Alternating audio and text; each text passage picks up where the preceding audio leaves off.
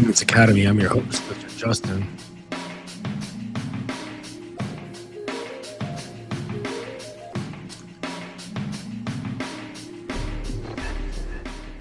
If anyone can recognize that drum line, I'd be impressed. Anyways, tonight we're going to be talking about more about submission, but from a different angle, and why, or well, men not being worth submitting to any longer. And in like a week or so, I'm going to be interviewing Master Joshua. He's a dominant that's been in the game for like 25 years, something like that, and a native New Yorker. So it should be a good talk. But I think we're going to be recording it instead of going live. Anyways, I totally forgot to grab my water, and I have to close the window because New York traffic. So bear with me while I just get some water and close that window again.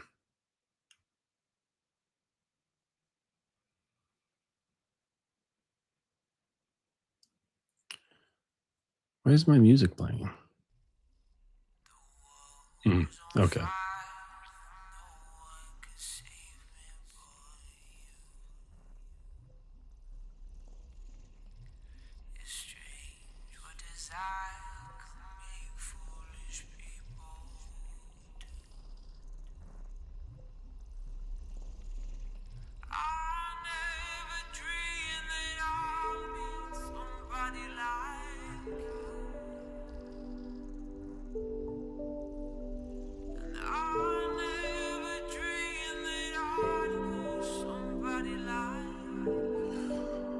All right.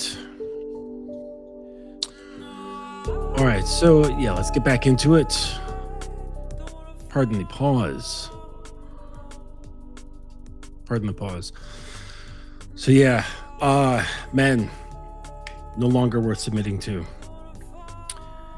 And what's interesting is that I'm seeing just patterns of. So I'm pretty active on dating apps and so on, and I'm noticing a lot of patterns in what girls are saying, what they want and what they don't want. And of course, like what a girl wants, I don't know. It's like it's what they say they want is revealing, but it's also not to be taken with so much importance that you're like carving these things into stone. But it's information nonetheless. So they're saying, let's see, a pattern that I notice: nonchalance. Girls are like, do not match with me if you are nonchalant. And that seems to be like kryptonite to them. They're looking for like guys who are decisive, know what they want, that sort of thing. And to me, it just seems like just age-old stuff. You know what I mean? Basically, they're just talking about the guys that they desire, right? Because there's plenty of guys that I'm sure, if a beautiful woman who's smart, talented, or whatever, tons of guys who'd be like, oh yeah, like totally, let's I'll be the guy that you say that you need. I am that guy. But the girl's like, yeah, but I'm not attracted to you. I want the guy who I'm attracted to behave this way. So we all know that that's what they're saying, what they're talking about. But that's a small percentage of men, right? And they actually also fall into the discussion for tonight, because desire is not submission, okay? Because submission, to actually hand over a woman's agency, to hand over portions of her identity all the way up to the entire fucking thing, her will, a tremendous, like we're talking, full tilt trust. That's not the same as really desiring a guy who's breadcrumbing her, right? And so there's confusion there. because guys on the outside, the dudes who are like on the sidelines, they're looking at this and going, "Oh my gosh, like look at, this, Sally Joe, she's so fucking obsessed with Chad, right? Chad the boogeyman." So he's got it made, right? But he also doesn't know how to contain, he doesn't know how to wield, he doesn't know how to make her grow, right? And really follow his lead, right? It's a type of leadership, it's a type of gravitational pull that is kind of related to dread game. Okay, and I don't know if you guys are like into like pickup artist worlds, but there's this thing called dread. And in a nutshell, it's basically create anxiety, create separation anxiety or competition anxiety in a woman, and she'll want you more. And this is true. Like it really does work. Like if a girl likes you and you introduce some sort of competition or the sense that she might get kicked off the team, this produces anxiety. And then she starts like gravitating more towards you, wanting to be closer to you, wanting to fuck more. But so like on the surface, you look at it and go, yeah, that's really what's happening. This is great stuff. But it's not, because the motivation behind it is fear. She's basically fucking for survival. So that's not the same as fucking for joy or fucking for freedom or fucking to lose herself. Those are very different motivations, very different energies. And it's fine to like play with dread, with the sense of dread. And what's funny is that like in a strong dynamic, it's implied, like it's already like built in, this sense of dread. And it's basically I'm the judge, jury, and executioner. I am the governor. I'm a chef. I'm the police. I'm the shoemaker. Like I'm everybody in town, right? I am everyone, and you're the visitor. You're the one who wants to be a citizen, and so you better watch your step. And here's the rules, so you can make sure you do watch your step. And so there's this idea that like, if you fuck up or if she fucks up, then she's going to get punished or she's going to get cut. She's going to get removed from the village.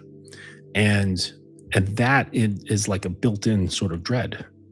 And this is basically what happens when you assume a position of authority. When you claim your space, your time, your attention, your program as your own. And it's not being dictated by anything that's made suitable for her, made it so that she's comfortable, that sort of shit. Granted, it's like not about you being a dick either, okay? Because if a place is too rigid, if it's too hard, if it's too uncomfortable, then nobody wants to stay there, okay? This is why like very like places that have like a police state, it's not, people don't want to stay there, right? They want to leave because they're like, this is too fucking rigid. Like, sure, we like protection, but like, come on, we don't need like soldiers dressed in black with riot gear, like combing the streets, making sure everyone's obedient. Like that's not cool, right? It subdues people's energy. So we got to have like the balance. And so this is the sort of thing where she's like, oh, I'm comfortable enough that I want to stay here. I want to be here. But I know that if I fuck up, I'm going to be shown the door. Depending on the infraction, of course. Sometimes there's just going to be a punishment or a correction or something along those lines. But the whole point is that within lifestyle stuff, within DS relationships, it's sort of built in. It's built in as this like this corrective measure, this corrective system. And it's very powerful. It's not a game that you have to exercise the way that pickup artists do. But the thing is that, guys looking at this sort of thing and think, like I said before, like with the Chad guy, man, she's really, like he's got her. But like I said, it's not really getting her. It's getting her based out of fear. It's producing what's the word? What do they call that? Scarcity, right? It's producing this scarcity mindset inside her, and she's basically like fighting for her life in that sense. So this isn't submission, not at all, because submission is actually release. Okay, it's not a creation of tension. Okay, it's a release of tension. Okay, when she lets go, she becomes less of herself. She cares less about, well, many things. And this is the thing that doesn't arise, but is present in just about every single woman on the planet. And the common thing is that, guys will look at social media because we know that they're not actually interacting with real women, God forbid, because they're scared, right? They're really scared. But really, and like on the surface, they'll be like, well, I don't want to get Me Too'd and I don't want to be sent to jail. I literally heard someone say, I don't want to go to jail. You cannot go to jail for saying hello to a person. There's no law, right? Even if they say you're harassing them, like the police will come in and you say, well, I was just saying hello to her. They're not going to cart you off to prison. But there's plenty of guys who have convinced themselves that this is the case because the underlying truth is just really too hard to look at, which is I'm scared of someone seeing me and not approving of me, right? Rejection, basically. So instead of doing that, they look at girls and they go, look, they're frigid, they're bitchy, they're entitled, they're gold diggers, they're not submissive anymore. And if you knew anything about submission, you'd know that statement just is impossible, right? It doesn't make logical sense, like not submissive anymore, because what's submissive is a core, and the core of a being cannot be changed. It's immutable. And so to say like not submissive anymore, that I know what they're saying, right? But they're just getting it wrong. I would think that they're rather trying to say they're not cooperative. They're not giving me what I want. They're not being nice to me. And they don't have to be. That's the funny thing. Like girls, like they don't they don't need to. They don't need to be nice to you. They don't need to be nice to anybody. Okay. And of course, if a guy spends a whole lifetime never being even seen by a girl, never being recognized, never being hit on, never talking to them really, I imagine that a fair bit of bitterness can grow. And so he points the finger instead, right? Instead of looking at himself and going, well, what about me is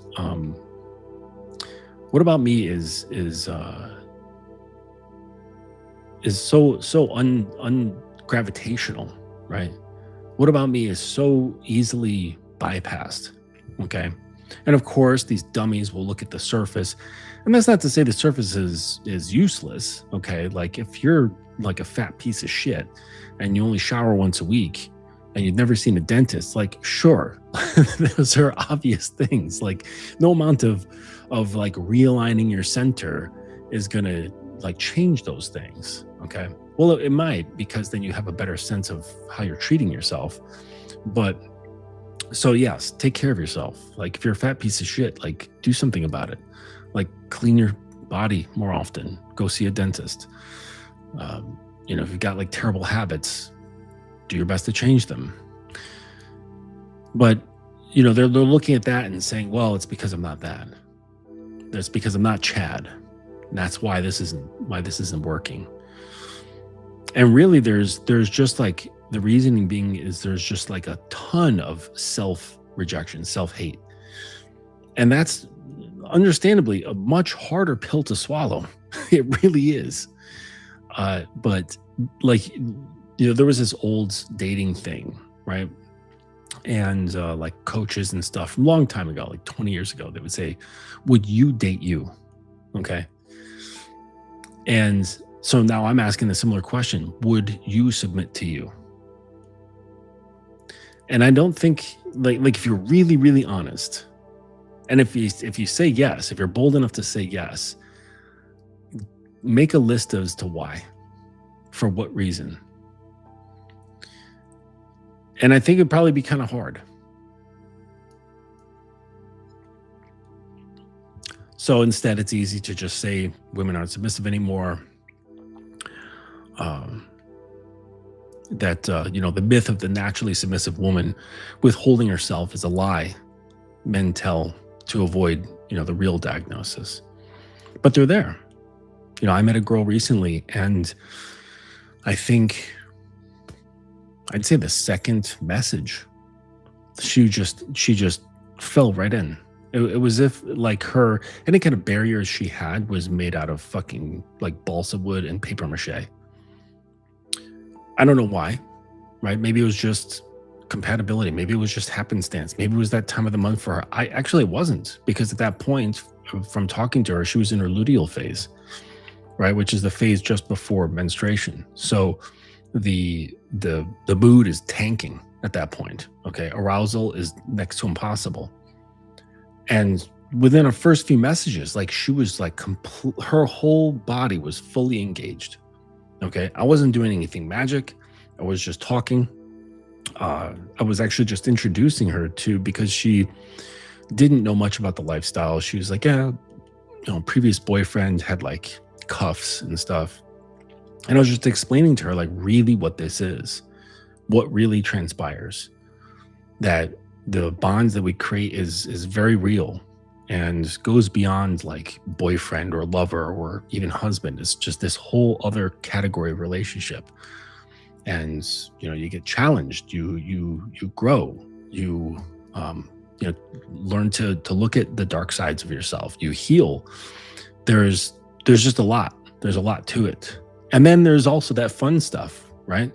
The rope, the whips, the costumes, the sensation play, the breath play, knife play, fire play, whatever you're into. There's just like there's a lot of variety. And I can't remember what it was. I was describing some sort of scenario to her, and that's really what like tipped it over. It's like, come on, Justin, don't play fucking naive. Like you didn't know what the fuck you're doing.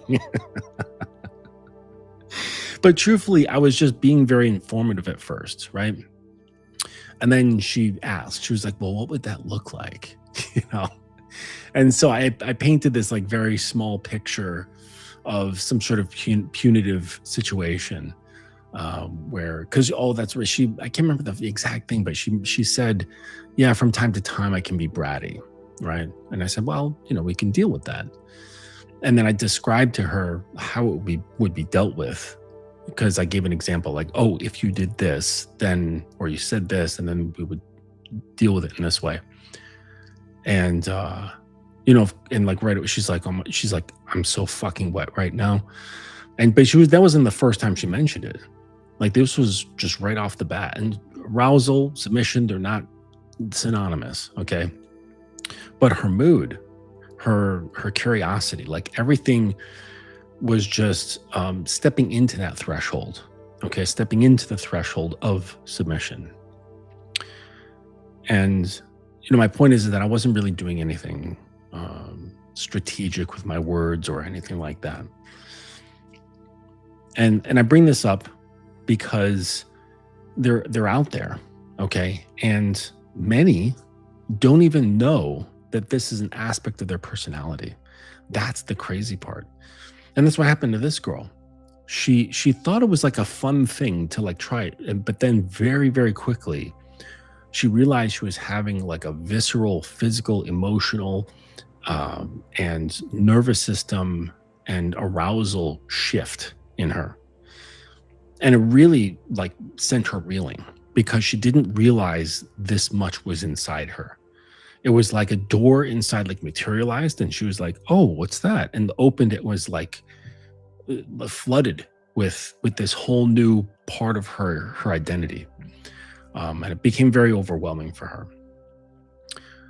But the point is that this is inside practically every woman on the planet because it's part of their core. It's part of their essential self. Okay. Just as I believe that at the core of every man is a dominant masculine core. And it just looks differently. Like, so how she began to submit, like stepping into that threshold, it's not going to look the same as like every other girl who submits. But there is like a essential quality that they all fundamentally share. And so, just as with men with their dominant masculine core, there's going to be like a fundamental thread that we all share. It's just a matter of like, are you able to open that door? Can you make it materialize inside you and then open it and without fear? And like her, not be overwhelmed by it. Like learn how to move with it instead of being taken away by it. Okay. So so I'm back on topic here. The deal is that like I've been observing guys for a number of years now. Like about 10 years, moving on like 11 years. And like guys are shifting. They really, really are. Like growing up, like you don't have like strong masculine role models in literature, film, TV shows, like all this stuff. It's not like how I was growing up. Like I was talking to Joshua today, the Master Joshua, and we were reminiscing like about this because he's just 2 years younger than me. And I was like, man, as a kid, I looked at John Rambo. Like I looked at Sylvester Stallone as Rambo, and I was like, hell yeah, like this dude, he's ripped. He's in the jungle with no shirt on. All he needs is like his BDU pants and a fucking bandana and a couple of M60s. You know, you can't fire an M60 with one hand, but Rambo can. 2 of them, you know? And so it's like, you know, like that sort of shit, that like masculine, strong bravado. And it's different. It's not this masculine, like presenting energy sided with a bitterness towards women. Like, fuck these thoughts, you know? It's without even paying attention to them at all. You know, it's not like there was this thing where I have to like Rambo wasn't like contrasting his identity with women, like how it relates to women, right? It's not like Andrew Tate or something like that, right? Where his identity is like linked to the feminine and how they are like with him or against him or whatever. Like there was none of that. It was just like masculinity existed in its own sphere, and that was the end of it. It was like a very simple sentence, right? It wasn't complicated at all. And I think that the internet changed everything. Like I've mentioned many times before, it split your consciousness. It now has you here as well as everywhere out there, depending on how many platforms you're on. So it's like what's his name? Voldemort and his Horcruxes, how he splintered his soul into all these different pieces. And there was an advantage to it, but it also made him weaker. It made him susceptible, right? Because he could be attacked from any one of those Horcruxes, but it also gave him like the ability to survive, because if like one of them dropped off, he'd still be alive. So but there are like many avenues now, like if they were found to cause him damage. And with this now becomes this very like this wellspring of self-awareness, but not in the good way. It's in, how will people see me? Will people approve of me? Give me their thumbs up or their little heart, right? Am I going to get that double tap based on my haircut, based on my skin, based on my fit, based on my physical attributes, based on the things that I have, the places I go, the people I know, right? And this just changed things. It made men hyper aware, but not in a good way, of themselves and how they present to the world. And this developed a certain level, I think, anxiety Anxiety of how I show up based on how people see me, not how I see me, not how I relate to my internal constitution. And am I in alignment with that every single day? But am I in alignment with how I'm perceived? And therefore, there was like a shift into the identity becoming a commodity to be bought, sold, traded, judged, valued, or tossed away. And this can make dudes just very paranoid. And I think this is like a major, major shift in what's preventing them from becoming men worth submitting to. Because if you are submitting your consciousness to the collective, then how can someone submit to you? You're fractured, right? You're fractured like a bunch of Horcruxes. So how can a woman feel the gravitational pull if you're fractured? How can she feel safe kneeling, whether it's like figuratively or literally? How? It's really not possible. It fucks with the whole energy. So the thing about submission is that it was never obedience to a man's wants. And I think this is where like a lot of guys get confused. Submission isn't the woman just doing what I want, right? What submission really is surrender to a man's certainty. And because of that whole online thing, the splintering of the consciousness and subjecting that consciousness or those split consciousnesses to the collective, that makes you less certain. But it also like widens your knowledge and all this stuff. So you've like, it's double edges. So most men today have strong opinions. They've got preferences. They've got moods, but almost none of them have certainty. And what I've seen is like that if there is any kind of certainty, it's not their own. It's a collective certainty, like red pill, right? They will all agree that women are like this, and they can have like a resounding yes around whatever sort of one-liner quip that the red pill comes up with. And that feels certain. But the thing is that's adopted. Like, because that feels good. That makes sense to me. That resonates with my current state and my emotions, right? That's not really your own. You're not standing on yourself. You're standing on someone else's words. You're standing on someone else's concepts. You're standing on someone else's beliefs. And that feels like strength, but it's not. Collectivism feels like strength, but it's really not. They say strength in numbers. Yeah, but what if all those numbers are fucking crackers?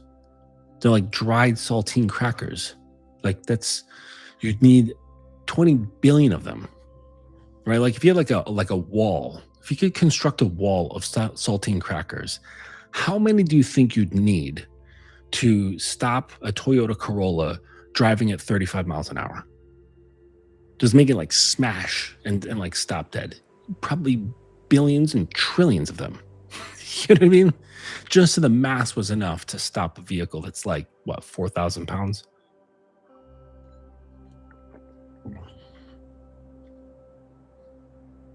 I think they say strength in numbers when the individuals are fucking weak. And so the manosphere has basically turned men into their own version of socialists. They're like, let's get together against these foids. Let's get together and MGTOW together. Solidarity in our disdain for women who don't want us, without really sitting there and questioning, well, why? Like, answer the why without pulling out your razor blade, without pulling out your dagger. Why wouldn't they want you? Shout out to Steve the Dean, when he gets callers and he says, why would a woman want to fuck you?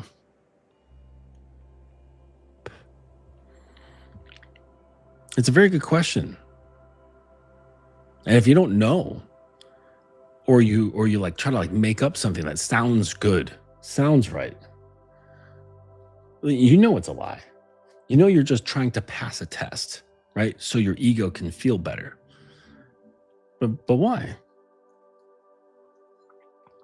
Why should a woman submit to you? What's the relationship? Not just her, but what's the whole union of the two people coming together? What's the benefit of that? You don't know.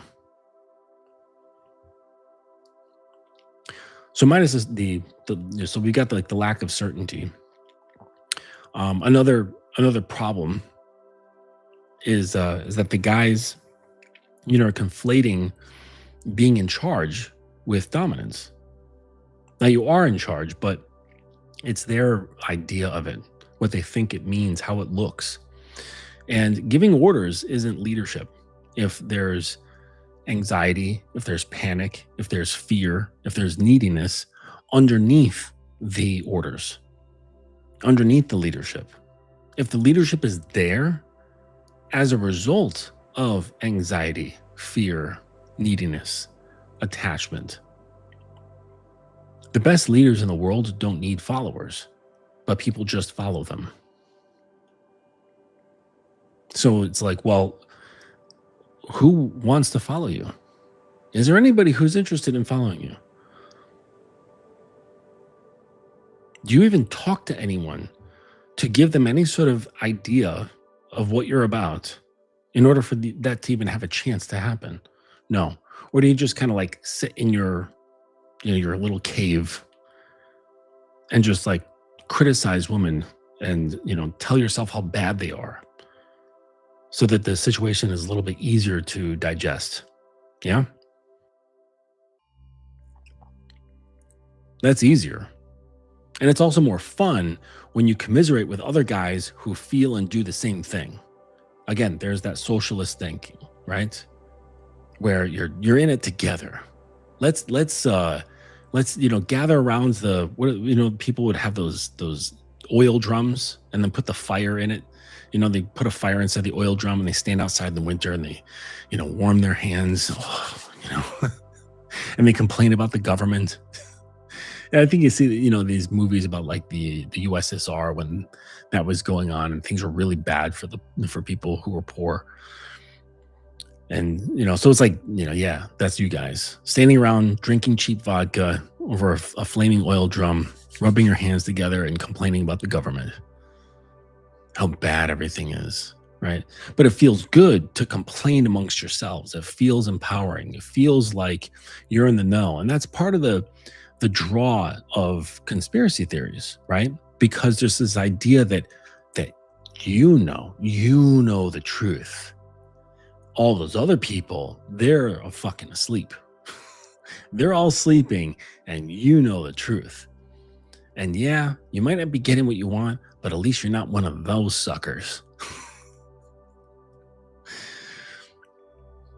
And that's the thing that makes you feel good, because you feel like you're in this special club, this special group of people who know better, right? And you're just kind of like waiting for the other shoe to drop so that you can have your just desserts. But that's not happening, or at least it's not happening fast enough for these guys or for you guys. I don't know what your state is. But you can't have fear, anger, resentment, attachment, bitterness, anxiety, like none of that stuff sitting around inside you and have leadership and have dominance and have a container. It's just not possible. And if you try to manufacture one despite those internal offsets, what you create is going to be feeble. And you're basically going to be like trying to keep it together the whole time. Like building a sandcastle a little too close to the water. And you're just constantly having to rebuild because the water just erodes it with each, incoming tide. And then there's the performative part of it, right? Because when someone knows they're not it, they want to show to others, because if I can convince them, then I can kind of let it settle with myself that I'm that. So there's performative masculinity, there's performative dominance. And this is, it's all cadence, it's all the dance, but with no real spine. And, maybe they've learned the vocabulary. They've learned, like, say, like the vocabulary of frame, the vocabulary of dominance, and all this stuff, the tone, the posture, the control speak, without doing the internal work that actually produces it.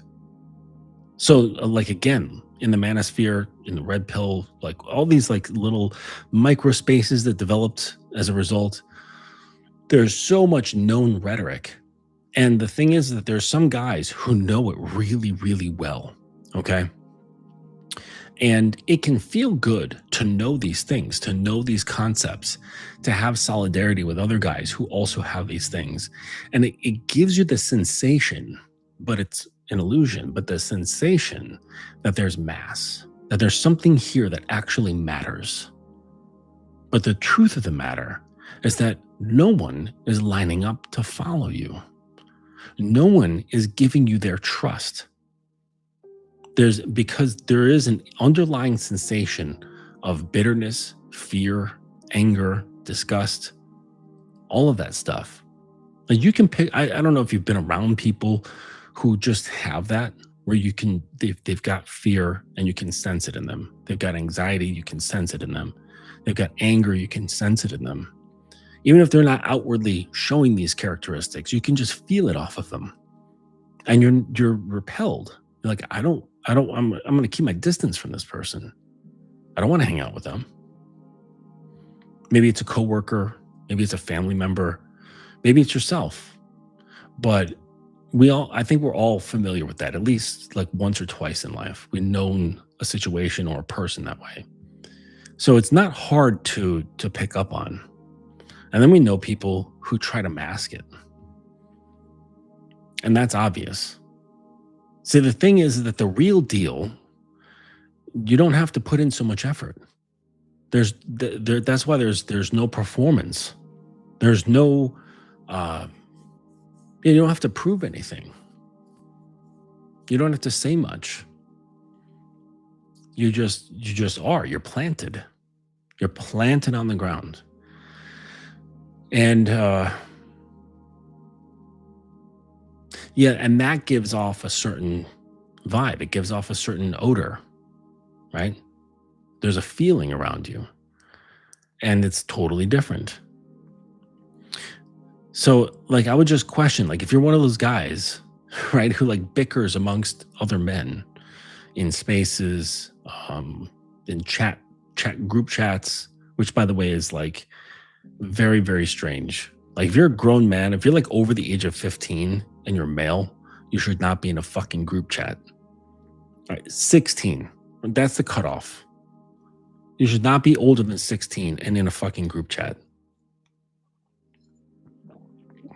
Guaranteed, you're spending like at least 75% of the time bitching about girls amongst other guys who are just like you.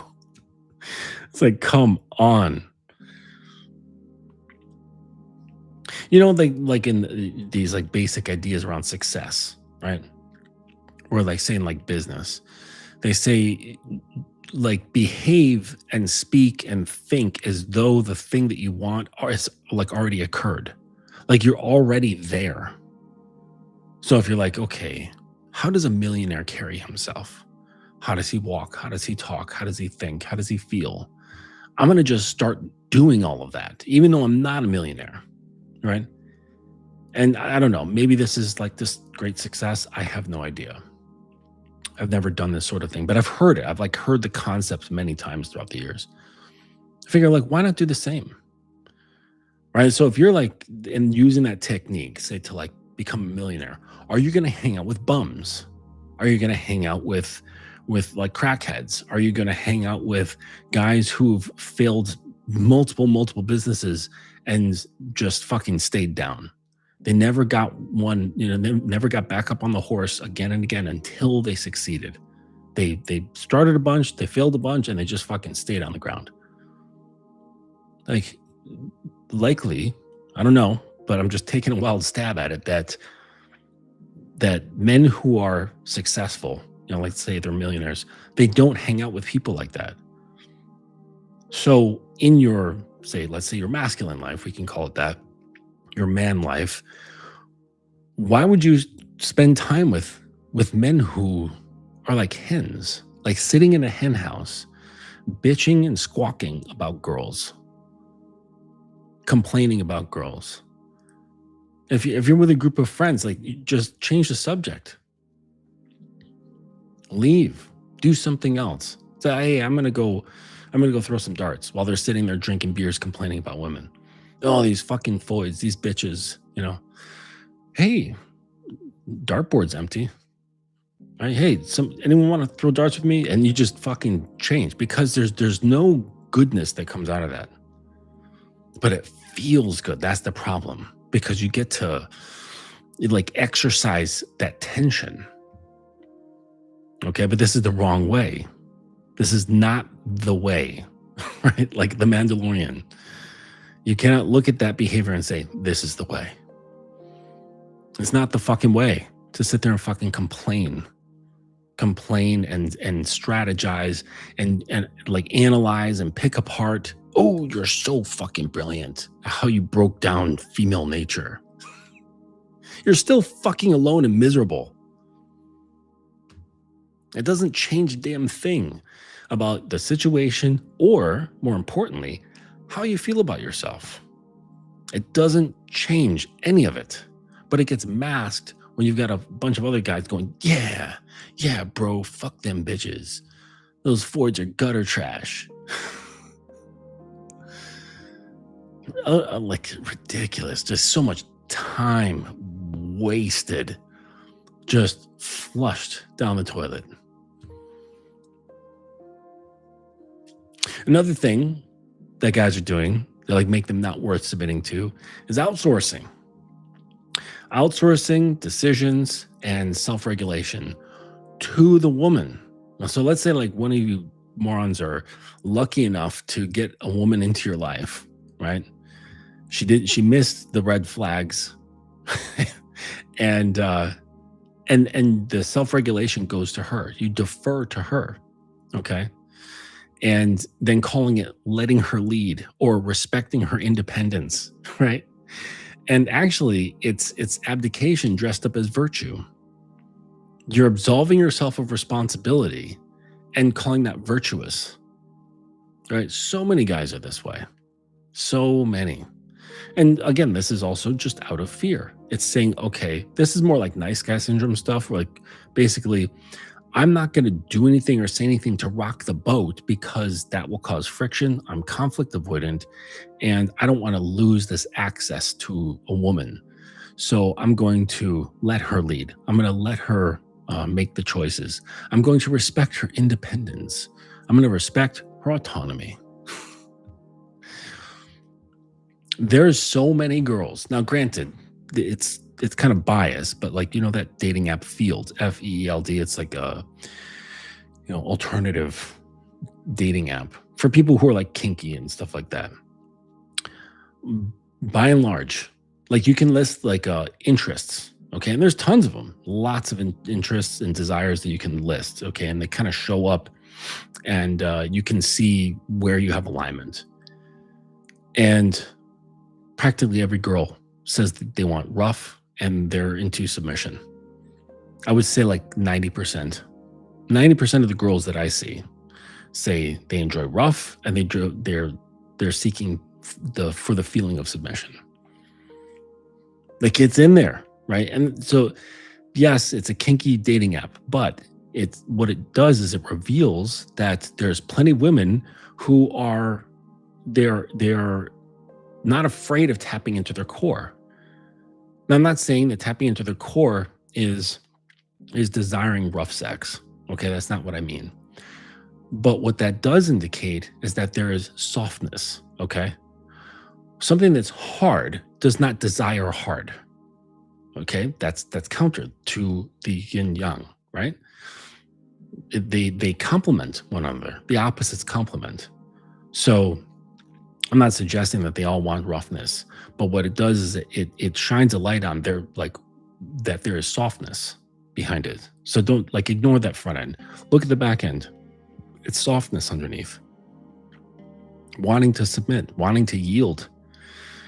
And even on regular dating apps like Hinge, so many profiles saying, I don't want to make decisions. I just want to be told what the fucking plan is and where to show up and what to wear. That's all they want to do. They don't want to think.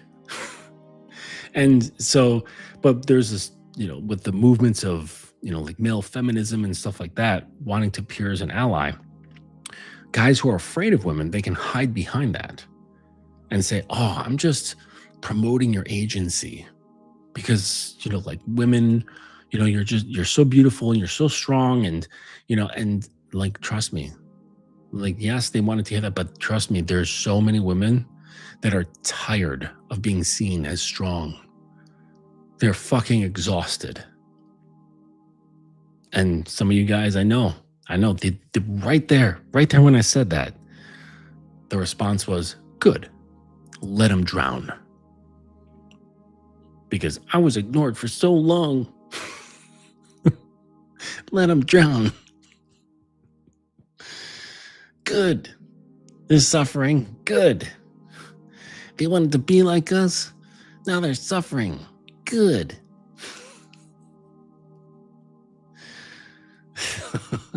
Burn them all. Oh my God. I actually know this guy. Because I realized this is also streaming on X. I'll leave his name out of it because he might hear it. But it's just like he's got a very dominant name that he's chosen. It's very common, like it's a common phrase in the BDSM world, and he's so far from this.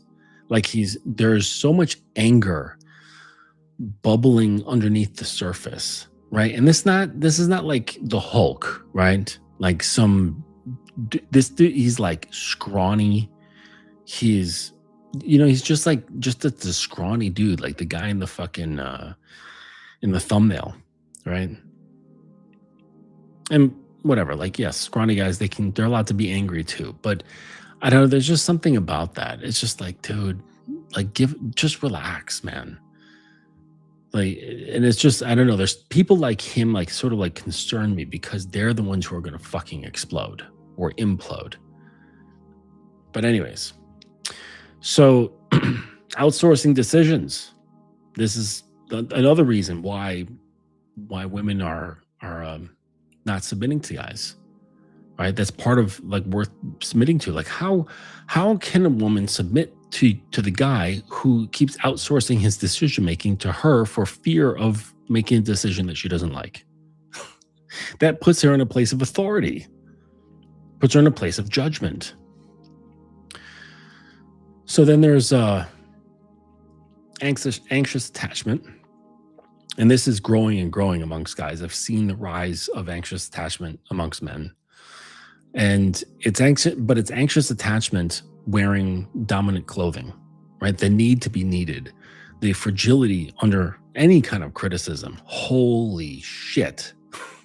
Criticize a guy online and he will go nuclear within seconds. Absolute meltdown. And then the people who make fun of him melting down are also that type. It's just that they observed like that guy getting got. So there's just a lot of like shitting on one another whenever there's the chance. But yeah, the fragility under criticism and checking for approval, like mid-decision, right?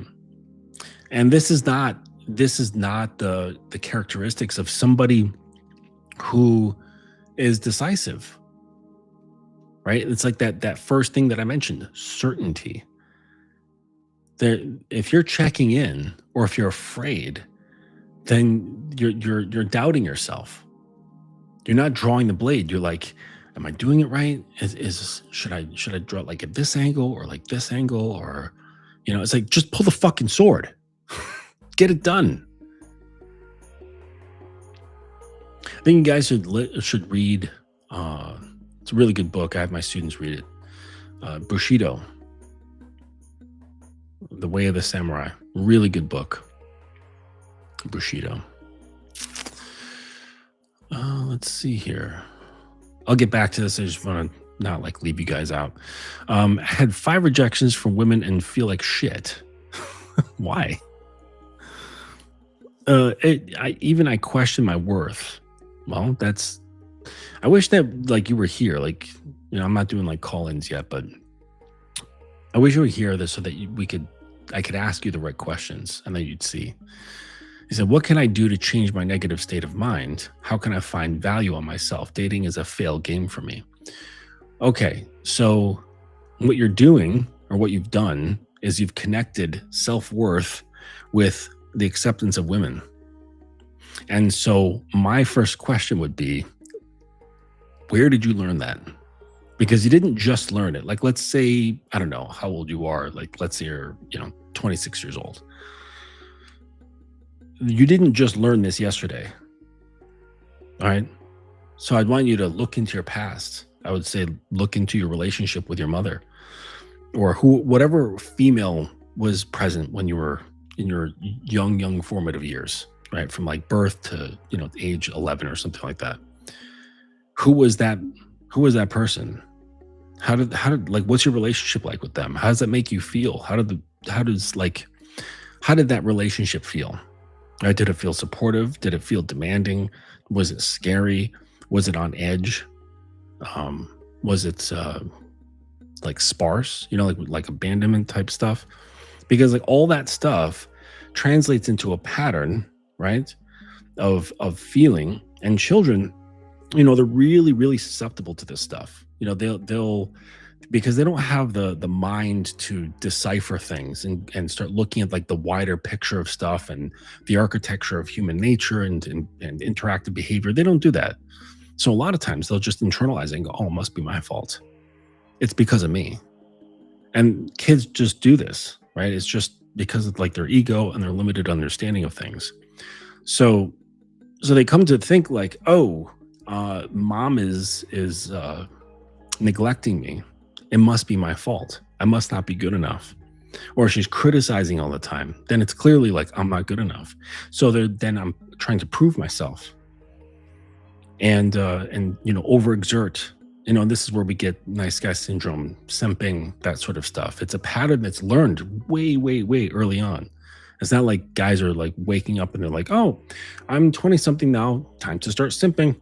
It's like they've been carrying this since they were very young, where at whatever point they learned this sort of thing. Oftentimes there's codependence.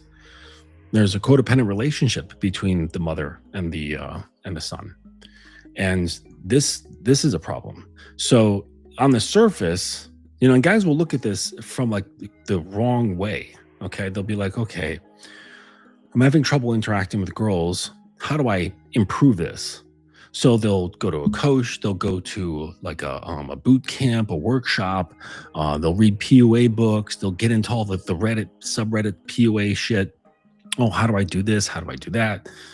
And surely that's not useless information, okay? Because a lot of that is dealing with like social skills and, like noticing how to navigate social situations and things like that. So it's not all like bullshit. I'm not throwing out the baby with the bathwater, but that's not going to solve the problem. It's not going to solve the problem of self-worth, because you might get better. Say you like learn a bunch of these like skills, okay? And you might get better at attracting girls, dating them, sleeping with them, getting into relationships with them.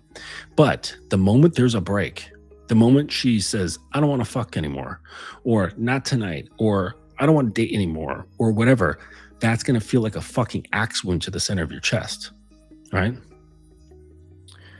So that means like because it hit so fucking hard and deep, that shows that all those skills, well, however useful, did not solve the foundational problem of attachment. Now, that's not to say to be cold. It has to do with, your trauma response, how those tethers are linked and wrapped up into your identity and things like that.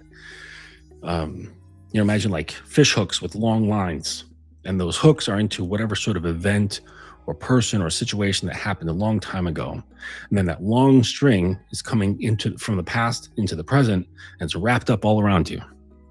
And that feels like it's part of you, but it's not. And that's why within my students, when they start like cutting those strings, it feels really fucking uncomfortable, because it feels like they're separating from an identity.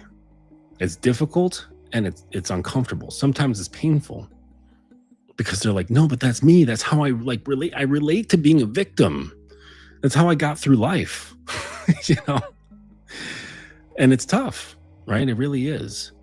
But there's all this like these like short term or what do they call that? Like just short term investments, right? Like going to boot camps and learning this PUA and that trick and this fucking line and all that bullshit. Like I said, it's not useless, but it's not going to solve the core problem. It's not going to make you love yourself. And then here's the thing. It's even worse if you get good at it. Because basically that means that you're like a drug addict who's become very skillful at procuring his drugs. So you didn't change your addiction. You just became a really good supplier to yourself. And I know a bunch of guys like this. Like, they're really fucking skilled at picking up women, fucking them same day lays, next day lays, and they just churn through girls. But when they're alone, it's like fucking chaos. Like, you should be able to be fine, just alone, not even having thoughts, just being, and not feeling any tension, not feeling any anxiety. You should be fine.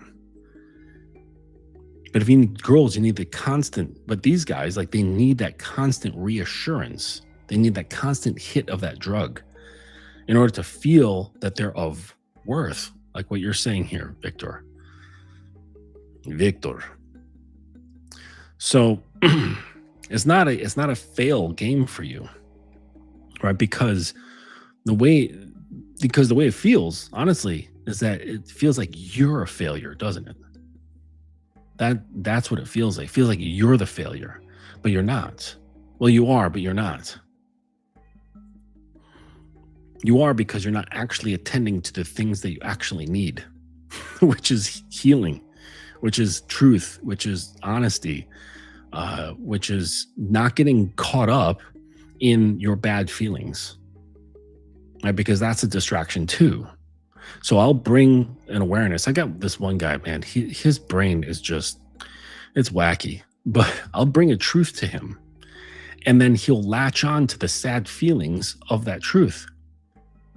And this is the weird thing. Like, and I pointed out to him, our ego really works hard to stay where it is, even though rationally we know it's terrible, but it fights against us. And so he would latch onto the sad. Now he's like in the sad state, right? Because if he looked at it objectively, looked at the truth that I presented to him, realized that, okay, here comes this emotional reaction that feels bad, but then not staying there with that, just letting it pass. Like, come in, acknowledge, let go, and then let's move on. Okay, what's the next step? How do I prevent this from repeating itself? Whatever truth I revealed to him. But time after time, he just gets caught up. He latches onto that sad feeling. He gets down. He gives me one-word answers, and he stays there with the feeling, right? In sad feelings, they drop your energy. They slow things down, and it allows them to sink. So your energy doesn't move. It's not light anymore, okay?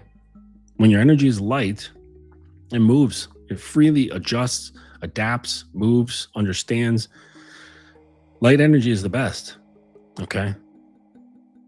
But when he's like heavy, there's no movement at all. And that's what getting stuck into emotions does, like these sad emotions. Okay.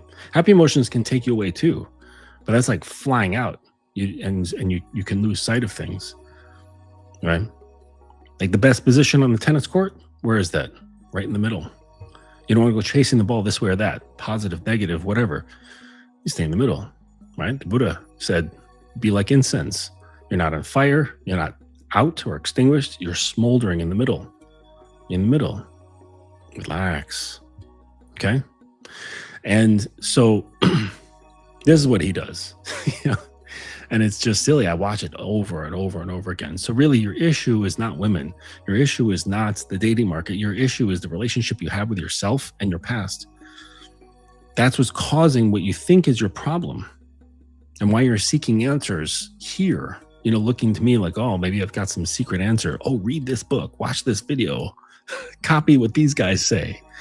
Pew, pew, pew. You know, no, you need to really like sit with yourself, be honest, reflect, do a bunch of writing, maybe voice notes to yourself, talking about your past, and try to understand how those connections were formed.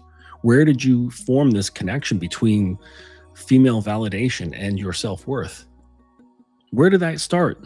Because it wasn't yesterday.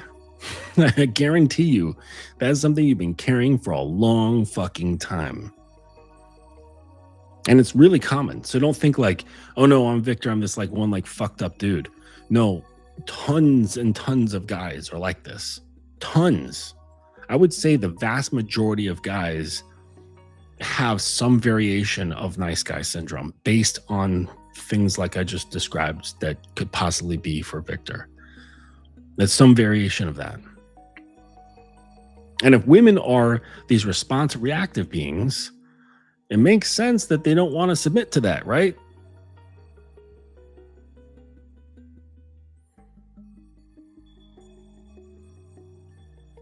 Yeah. And I rolled past that. Excellent point, Guns. You talk to 5. That is great. And then talk to 5 more, and then 5 more, and then 5 more, and then 5 more, while at the same time attending this shit from your past.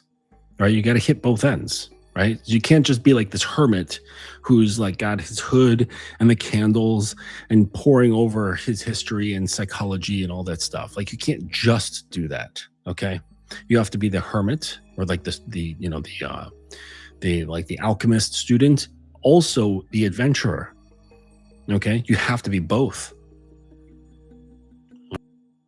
Right? You gotta be Indian as well. Right? The Indiana Jones, the adventurer, and Indiana Jones, the archaeologist. You have to be both archetypes. Okay? Digging into the past, angling for the future. While at the same time, being centered and just relaxed about it. Not being fucking, oh my God, my past's so fucked up. And, you know, like now you're fucked. Or being so attached to the future and saying like, oh my gosh, wringing your hands. I really hope this works out. You know, I kind of caught myself a little bit today. I have to be honest. Oh my God, this girl. Oh my gosh. I'm on field and I see this chick and just fucking gorgeous. Like it's really, really rare. It's really rare for me to get like belted by a woman's appearance. Like it requires like really specific kind of attributes all, what the fuck? All working together.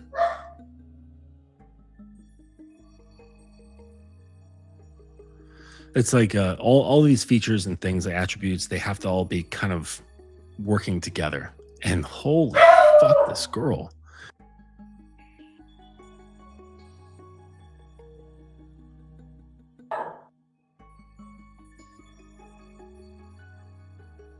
Excuse me, I gotta go spray a dog.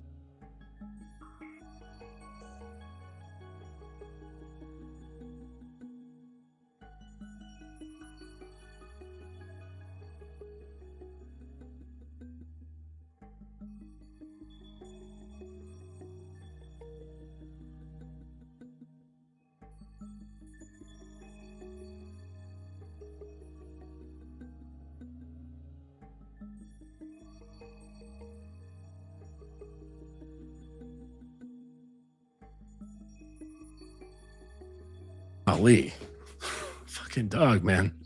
It's always the small dogs that go crazy over like the littlest things, huh? But anyways, yeah, like my big guy, he doesn't bark at all. He's just like, oh, like whatever. Like unless there's like a delivery guy. That's about it. But yeah, man, like this girl, like she like threw me. But that's rare. You know, it's a rarity for me. But yeah, you gotta kind of like get to that point as well. You know, it's just being like acknowledging beauty, but don't let it kind of like wash you away. You know, like being submerged by a wave standing there in the ocean. Like you don't want to be that guy. Anyways, thank you for the comment, for being brave, Victor, and just kind of putting that out there. So let's get back to the points here. So, so guys, you know, another reason why, you know, men are no longer worth submitting to. There's also this idea of like men who want the title and really not measuring up to it. Okay. Dominance requires being willing to hold weight nobody's coming to relieve you of. And most men want the deference without the debt. They want the deference without being the type of person who gets deferred to. Okay. So you can't be flexible and loosey and opinionated and moody and, you know, bristly and like vengeful and also be deferred to. Okay. Like the things that are deferred to, like the soft yields to the firm. Okay. The river yields to the river bank, not the other way around, right? A river doesn't yield to another river. You know what I mean? They just kind of like absorb each other. But the river yields to the river bank. The soft yields to the firm. Okay. And so that requires like firmness, right? The riverbank is assuming the debt of its own existence. Like, yes, I have to stand here and hold these walls, and that is the price for what, you know, the whole picture here. That union, that natural union between river and riverbank. You know, and it's in perfect harmony. No one is trying to be the other. Okay. And so there's responsibility. There's, like I said, there's some debt to it. There's I don't know if you want to see it this way, but a bit of burden, you know. And so it's like, yeah, I want to be relied upon. I want deference. I want the woman to see my mind as a mind that she can rely on. That my presence is something she can rely on. That you know, my state is something she can rely on. But is it? Like, is it really something worth relying on? Is it even like capable? Is someone capable of relying on those things? Or are you going to crack under pressure? Are you going to fold? Are you going to run away? Are you going to flare up and explode? Okay. Or can you stay calm regardless of what happens? Okay. So the riverbank is the same, whether it's like this slow ass moving river, right? Or a storm has come through or something like that and turned it into some sort of raging river. The bank is the fucking same. Can you do that without forcing yourself to? But can you sit amongst tension of any kind and really be more or less unfettered by it? Is it possible? Do you have that within you? Or are you going to want to fight back? Or are you going to want to resist? Or are you going to want to run away? Are you going to shrink? Right? You're going to defend yourself because it feels like her mood is attacking you, or you don't know how to handle it. You don't know what to do with it. Okay? That's not dominance. That's not going to inspire deference. That's not going to inspire the soft yielding to the firm, because the firm is brittle. It's not actual firmness with density. It's brittle. It cracks, it shatters, it crumbles.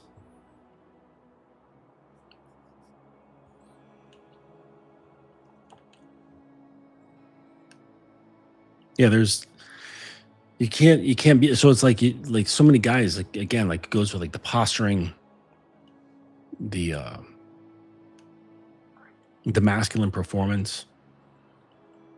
And for guys who don't have this, they don't have that connection with their masculine core. They will see other guys and they'll say, "Oh, well, he's performing. Like at least I'm not doing that." Right? And sure that's good, but you're both disconnected, right? One's afraid and not doing anything, and the other one's afraid but trying to cover it up. Doesn't mean that they're not both afraid. They are. They're both afraid. They're just expressing it differently. And the guy who's not, I don't know, what he believes, confident enough to posture his masculinity or posture dominance, he thinks he's such a good guy. And it's like, no, they're both cowards. They're both cowards of the mirror, right? First and foremost. And then they're cowards of women and cowards of other men. But they will, oh my gosh, but they will unleash such rage towards another man. Such rage. Rage, criticism, judgment, like just ready to fire, just guns blazing, extended mags, like they don't give a shit. So we wonder, like, how does this happen, right? Because I'm not talking like about like a small subset or a subset of subsets of men, okay? This is like generational. And so it's due to a generation of men raised to avoid conflict, okay? Mistook conflict avoidance, and they mistook that conflict avoidance for maturity. And that was one of the biggest lies ever told. And there's tons of dudes. And it's just getting worse as the generations go on. It's getting softer, more yielding, but also more bitter, more anxious, and more anger developing underneath. So it's like the outside is yielding, the outside is soft, but inside it's like filled with very volatile chemicals, right? That's not a good combo. Not a good combo at all. Another factor, like what I mentioned before, is the validation economy, right? Social media, dating apps, and so on. It trained men to perform confidence for an audience rather than build it in private, where it's actually forged, right? Like real confidence, like I said, is built on bricks of honesty. That's the path of manhood. That's where you have confidence in yourself, not just like what you do. Okay. That's part of it though. Like you want to be good at playing guitar. Like you can front being good at guitar all you want, but are you grinding away every single day for hours at a time to get good at that one thing because you love it, because you really want to play guitar well? Like it's those tiny moments. Okay. Are you doing that for yourself? Not just some outside skill. Okay. Not some exogenous skill. Are you doing that with yourself? That daily grind of getting yourself in order. Now you probably don't know what that is. There's ways. I have ways. There's many coaches that are very good. They have ways. But it's like, are you doing any of that? No. Watching a video, that's not grinding. Listening to an audiobook, that's not grinding. There's very specific things that you must do every single day to grind on it. Just like you would grind playing guitar or wanting to be really fucking good at a competitive level at Call of Duty. Like you gotta fucking grind. But when it comes to presenting yourself, it's like, oh, I can change these things. I can at least change the perception. And that's good enough, because all I want to do is feel desired. I don't want to actually be desired. Like I can't even like fathom that part. Okay. I just want to get to the part where people desire what they see. And that's okay. Like I just want some of that. And so we just have like this, image-based culture. Then we get fucking morons positioned as heroes like fucking clavicular. A moron positioned as a hero. People get him getting interviewed like on large platforms, trying to gain wisdom from a fucking 20-year-old who hits his face with a fucking hammer. This is validation economy. Guys are saying, hey, if you don't got a face card, you're cooked. Doesn't matter how wealthy you are. Doesn't matter how fit you are. Doesn't matter what your social circle is. Right? They say, if you don't got a face card, all the game in the world is not going to save you. Right? Validation economy.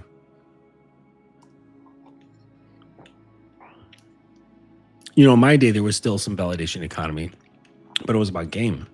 And they're like, I want to show me the receipts, show me the messages, show me the video, right? It's like, yeah, this is me coming on her face. See? But that's, you know, then that's not good enough. You know, it's like that's gone, right? The receipts era is gone. Okay. It's having that validation, which is like very superficial. It's like skipping a stone across the water. But it's like, how many skips can you get compared to the next guy? And it's like, yeah, but how many of those stones are actually dropping down below the surface and landing?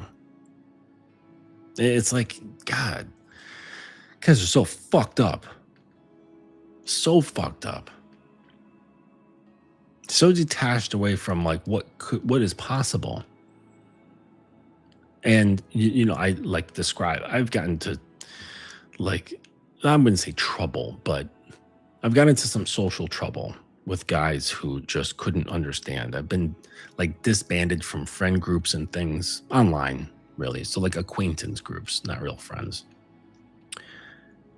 And they couldn't understand. They could not see how I live a life that I do in terms of like relations. They don't think that worship is possible. They don't think that full-on trust is possible. They don't think that having no doubt is possible. So like, you know, my sub, she trusts me implicitly. And I have no doubt. And these guys are always holding on to doubt. Yeah, but she could cheat on you. So what? Yeah, but she could run away with your stuff. So what? And most of you guys complaining about that shit, you don't have stuff. The average American male makes like something like $50,000 a year. What the fuck are you complaining about? Taking your stuff. Take what? Your Toyota Corolla from 2012?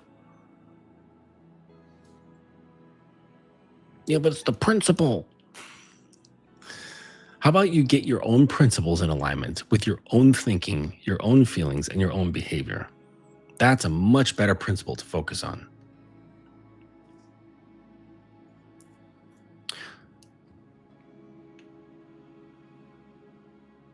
But yeah, this is the mind. This is the mind of the validation economy male.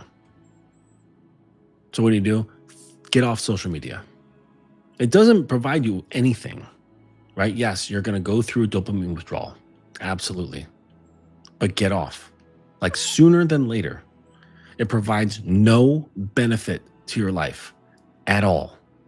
Like unless you've got a business that really needs social media, like you're looking at your numbers and you're like, oh shit, like 20% of my business comes from social media.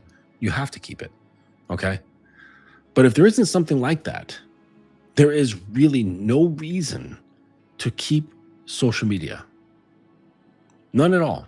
The vast majority of people don't need social media.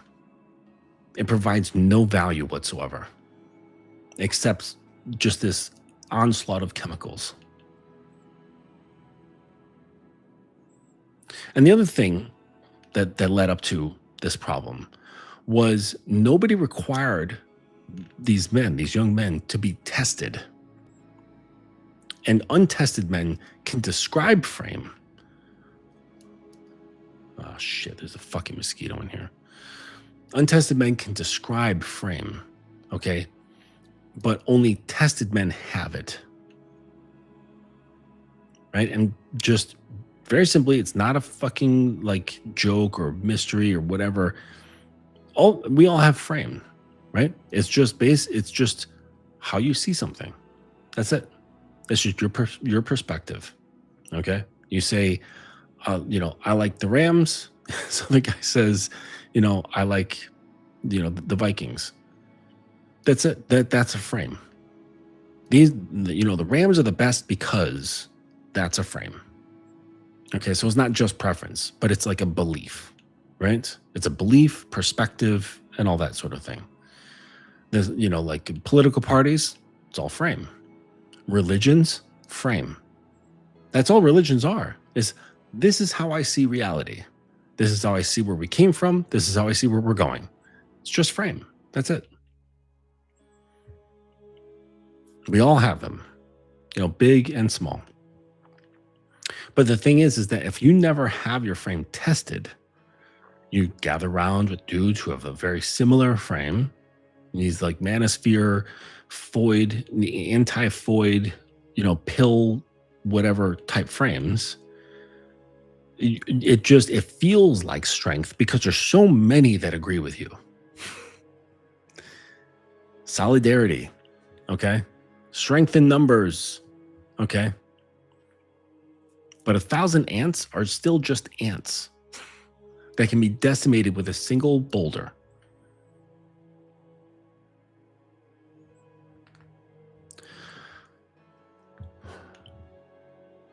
But that's not real frame because a frame that's not tested is not really the thing. Okay, can it withstand pressure? Can you withstand a woman questioning your frame? What do you do about that? How do you handle it?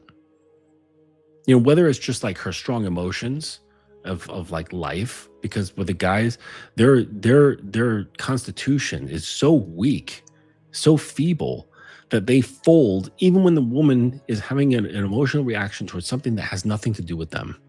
She's just having a bad day or whatever. Her cat is sick. Like that's enough. He just folds. He runs away. He doesn't know what to deal with. It's like, I don't know. I don't know what to do. I don't know what to do. She's so upset. I don't know what to do. Frozen. Okay, that's an untested frame. Or if it comes at him, he folds, he runs away, he fights back. All of those are failed tests. Why is she testing you anyway? She's not deliberately trying to test you. Occasionally, there'll be, in certain environments, say like a nightclub or something like that. Yeah, there'll be deliberate testing. For the most part, it's subconscious.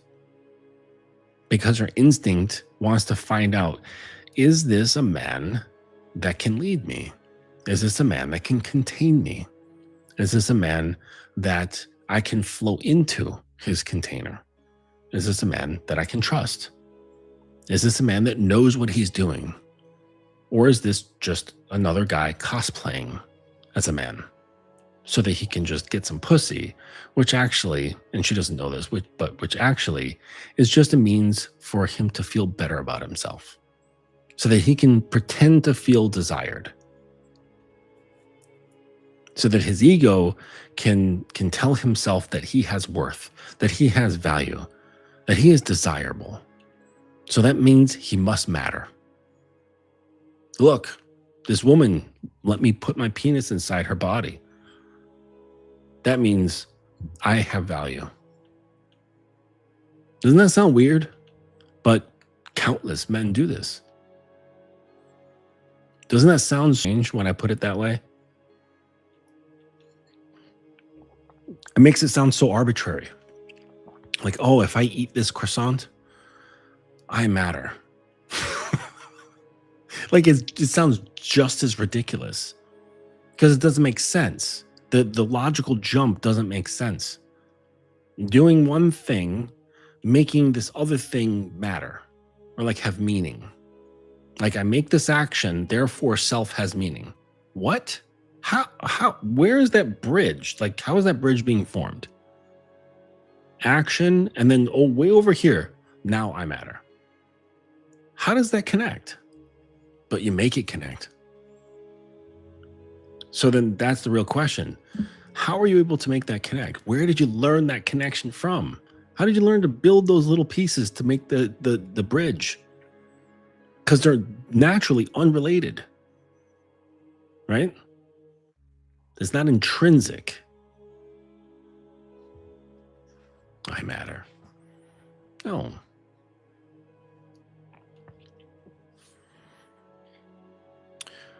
So let's look at like what is worth submitting to. Okay. What it actually requires. Okay. Excuse me. Certainty that doesn't need her agreement in order to stay certain. I think a lot of guys struggle with this.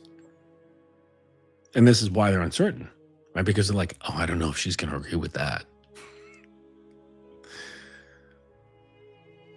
Like, you know, my guys, they struggle with that, with just small things, because it's not just like big stuff, this big idea. It's in the micro as well. Like I tell my guys, okay, this weekend when you're with your friends with benefits or your girlfriend or whatever, you're gonna clearly instruct her to get on her knees and crawl to you. Gosh, I don't know. Gosh, I like, oh, that's so heavy, right? But it's like, no, you have to have that certainty, because his question is like, well, what if she says no? Okay, she says no. Is she not allowed to say no? Well, yeah, she is. Well, then what's the problem? I don't like the way it feels. I mean, they don't say that, but that's the truth of it. I don't like the way that feels. I don't like the way it feels with her saying no. Well, what does that mean? It always whittles down. There's a number of questions, but it always whittles down to me not being good enough. That's what it whittles down to at the very end. This connection between me just giving a simple fucking command and the fear is that I'm not good enough. But so it's like only those that are good enough can tell, his woman what to do. Like let's say just like in the bedroom, you're just playing around with the commands, just getting used to it, putting a little bit of grease on the gears. And that's got tremendous weight. Oh gosh, the hand wringing.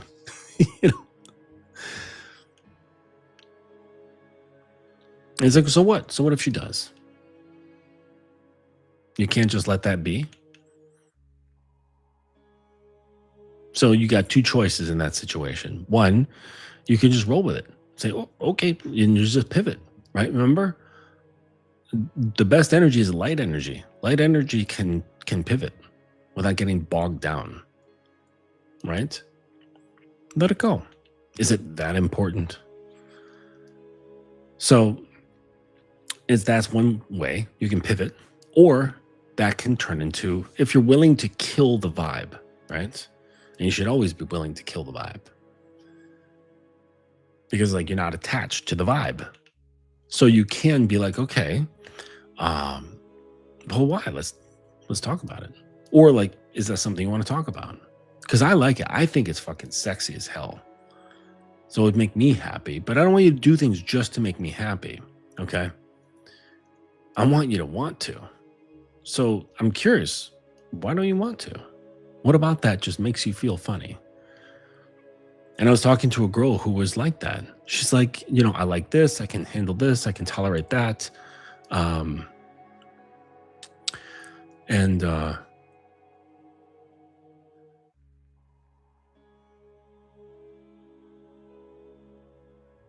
Sorry. And so she was saying like, I like these things, I'm into this stuff, but I don't want to crawl like a dog. And I said, so is it the crawling, or is it the crawling as it relates to doghood? Right? You don't want to be treated like a dog. Like, oh, come here, baby, come to Papa. Right? I got a little treat for you. Like with the baby talk and like all the behaviors and stuff. Like, yeah, I can see that might make some people feel weird. But being in a situation, where saying like making her all aroused and stuff, okay, and making her repeat over and over, oh yeah, I want to get fucked, right? I'm aching for you, making her check, right? Playing with herself or whatever. Give her a vibrator or something like that to tease and edge, right? Say, oh, you want to do that? Okay, all right, come on. Get on your knees, right? And you can crawl to me. And while you're crawling, you can say, please fuck me, right? Which is just going to just make her even more horny as she crawls across the floor or whatever. And then when she's done, you can have some gummy bears in your hand. I guarantee I can't guarantee it, but 9 times out of 10, she's not going to go, I'm not a dog, But if you said good girl and then had some gummy bears in your hand, and let's say she admitted to liking gummy bears, right? She had a thing for gummy candies, right? Gummy worms, Sour Patch Kids, gummy bears, right? So you have some gummy bears in your hand. And you're sitting, you kind of lower your hand. You say, good girl. Let her eat the gummy bears out of your palm, right? And so it's and then you can check in with her. You know what I mean? Have her put the fingers under her chin, have her look up, right? And say, how do you feel right now? Do you feel embarrassed? Do you feel like a dog now? Right? And she'd probably be able to say no, actually, I feel sexy. I feel really good. Or maybe I feel a little bit nervous, but do you feel like a dog? Do you feel like I treated you like a dog? No, not really. So a lot of times, in that situation, she had this preconceived notion of what crawling would be like. Okay. What it meant, what it felt like, without actually having done it. Right. So it's just a belief. It was a frame that she had. And so the thing is, here's something you can remember. Frames can be reframed. Pretty much any frame can be reframed. So there's really no frame that cannot be. Actually, there's only one frame that cannot be reframed, and that's hard solipsism. There's no solution for hard solipsism. Nothing. You cannot reframe it. And that's why why philosophers just don't go there. Because you hit a brick wall. You're like, okay, well, yeah, if that's what reality is, then I guess that's it. No more discussion. It's well, God is, it can't be reframed. Yeah, of course it can. Everything all of your reality, including your Bible and your concept of God, is just your brain sitting in a vat somewhere. These aliens, they've had electrodes in your head or in the brain, and everything of this reality that you think is real, including your beliefs and your upbringing and your religion and all that, was made up by the aliens. They just put that information in your brain. You don't even have an existence. You're just a brain sitting in a vat with liquid and bubbles and electrodes into it. That's it. That's the reframe. And then someone could take that and reframe that, And that's the thing, when you're calm, right, you're not attached to any of these things. You're not attached to outcomes. You're not attached to the emotions involved. You're able to reframe stuff so that when, say, she does have a strong emotion, whether it's towards you directly or something in life, you're able to contain that, redirect it, reshape it, or sit with it. And it doesn't move you. It doesn't shift you off your square. You don't want to run. You don't want to hide. You don't want to push back. And you don't want to compress, okay? Because a lot of guys, they'll feel that energy and want to squash it out as soon as possible so that they don't have to deal with the tension. And they want to just get to the solution, right? And they don't want to get to the solution because they're oh so helpful, right? They want to get to the solution quickly so that they don't have to feel the tension within themselves anymore. That's not leadership. Imagine if this was your 10-year-old daughter, right? Or teenage daughter. She's 13, 14. She's having a terrible time at school, friends, boys, whatever. How are you going to handle that? You just squash it quick so you can, leave the room? Are you going to be present? Are you going to sit with her? You're going to be that mountain mind, right? Have the mountain spirit, unmoved. You're there, you're grounded, you're comfortable, right? And like imagine like how that feels. Like you've ever been around mountains, like big fucking mountains. There's something calming about them, that they're timeless, right? They're these timeless forms. And it's like if you can embody some of that, instead of being so fucking volatile, so ready for a fight, or so ready to run, so ready to explode, so ready to take everybody down with you. It's like people around you will change. They'll change, not overnight, okay? So don't be that fucking dickhead. Like, well, I was doing the mountain mind thing, and like, the girls, they still don't like me. It's like, yeah, because you're still wanting them to like you. That's your primary source that you're dealing with. You still very much value what women do with respect to you. It's really, really important. It's like, so anything you do on top of that is just going to fall apart anyways. Whether it's, my beliefs, whether it's PUA, whether it's fucking religion, whether it's fucking red pill, it's all going to like fall away, or you're going to struggle to hold it up, right? Because your foundation is just shit.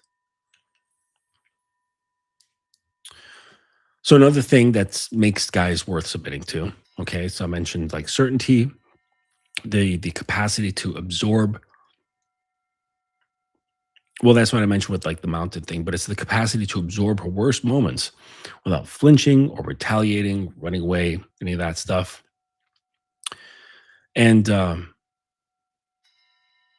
this is the actual asset being purchased with submission, not orgasms or obedience. Okay, it's the ability to just be present and absorb. Okay, but you don't take it into you and it just stays there, right?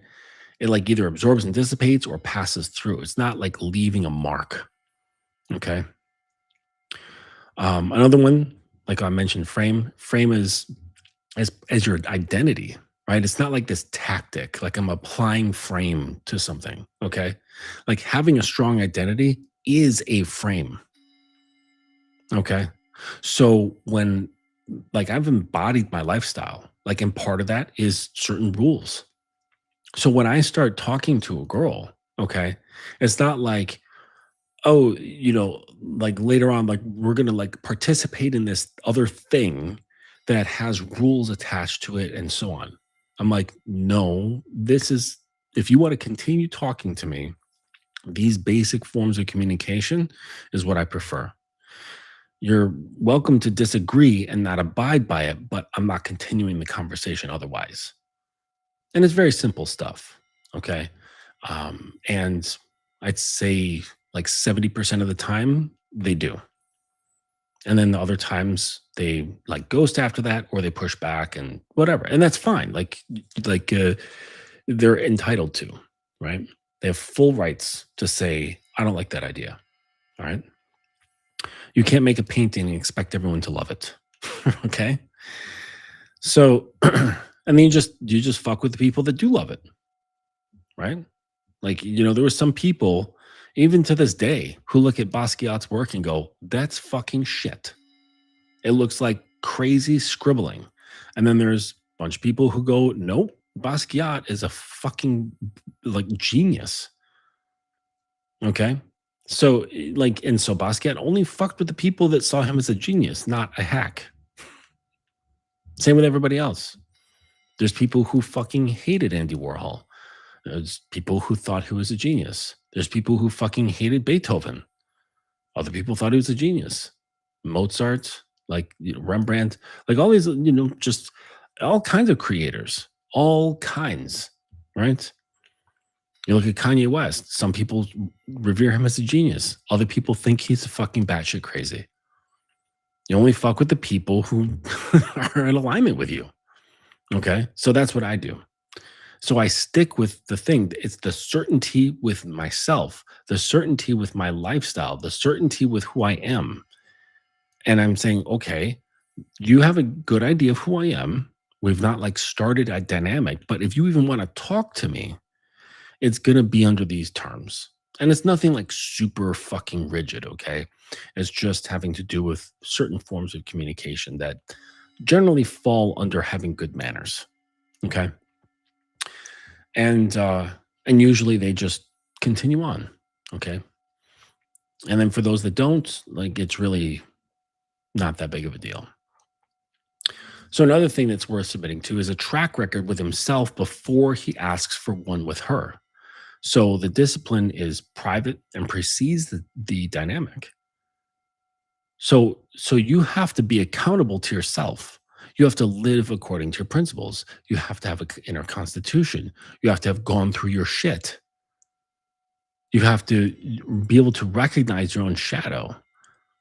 Look at the fucking creepy crawlies within your soul, okay? And stop convincing yourself that you're a good person. You know, you're not. Well, you're not bad either. You're just a mixture of everything, and that's called being human.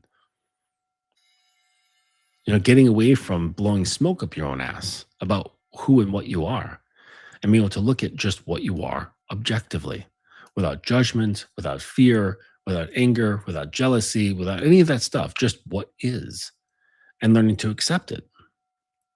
And this is part of this whole part of the process. This is the process of building presence.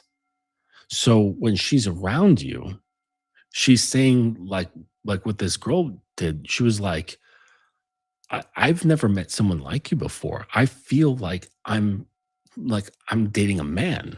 Now I had to like stop her there, but like, hold up a second, sister. Like, we're not dating. Like, we just met. But I understood what she was saying, right? It was just the feeling that she was getting from just my presence. And this before we were even in physical proximity. My presence was through my communication, like with voice and text.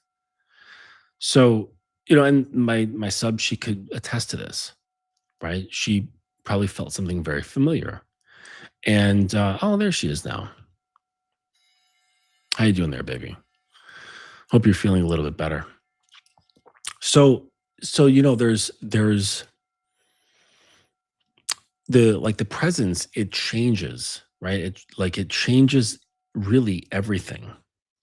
Um and this is you can't fake that sort of thing. You can't like bring it about as a like a tactic, right? Because that shit fails. Like, you can't tactic your way into making yourself worth submitting to, because eventually that stuff will fall apart, because you can't go through life on tactics, because basically you're just going to become a firefighter. You're constantly going to be like either fortune telling fires to put out. So you're going to be preparing, or you're going to be putting out little fires as they arise. And that's going to lead to a life of anxiety, a lot of tension. Okay. The, the, the, the, the presence that a woman submits to is when it feels like there is no tension except the tension that he creates. And that's a different kind of tension. But the tension within him that she can pick up on, that's the thing that allows her to relax and start going, like, what's up with this guy? Like, my body is telling me he's okay. My body's telling me that there's something here that allows my nerves to relax. Okay. Now, if he has that ability, plus he has the ability to kind of spark those nerves into feeling something different and creating like mixtures of positive and negative tension, then that's wielded tension, right?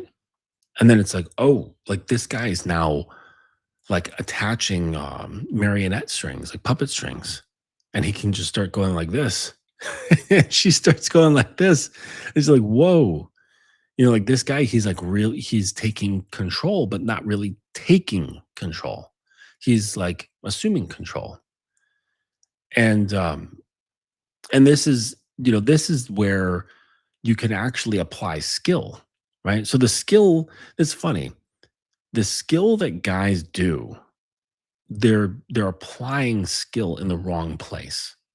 A lot of times they're trying to learn skill to change their presence, to change their identity, when really that comes about as a reduction, right? Getting rid of stuff, getting rid of old beliefs, getting rid of your emotional attachments to the past, getting rid of or like coming to terms, which is a form of releasing of your traumas, your pains, certain things with your upbringing and so on. Like it's all just like a releasing and letting go. That's really the beginnings of presence. Okay. Not adopting like these postures, right?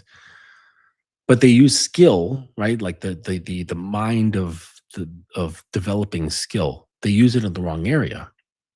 The mind for developing skill should be with skills. Makes sense, right? Don't apply skills to persona because persona then gets reduced to a skill. You don't want to do that. You want the persona to arise as just a natural element. Okay. Like air arises, fire arises, water arises, earth rises. Okay. It just arises. It's here. That's how you want presence to be. That's what you want identity to be. But if you treat it like a skill, it's going to come off like a skill.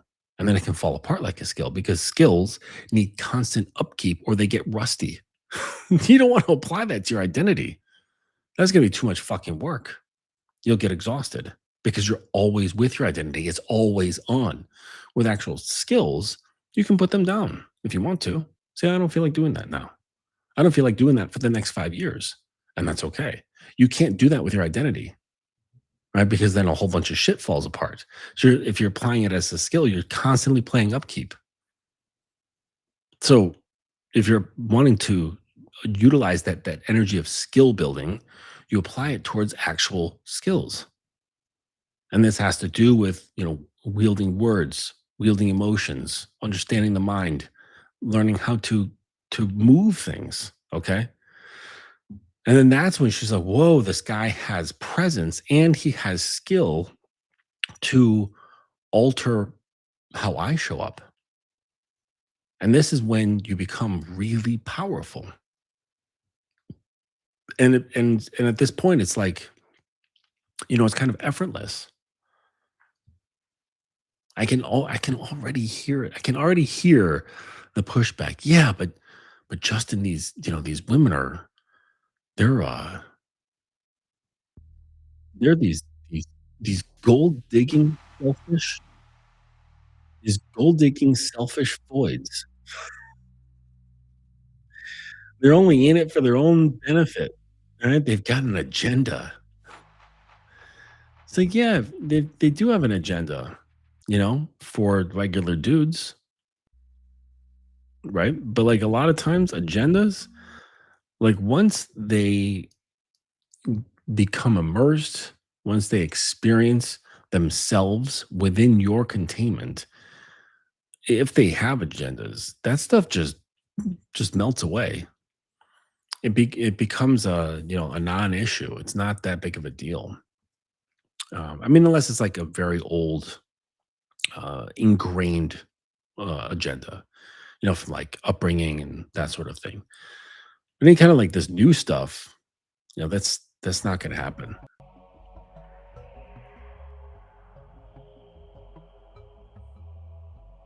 Yes. Hey, iceberg, man. Been a while.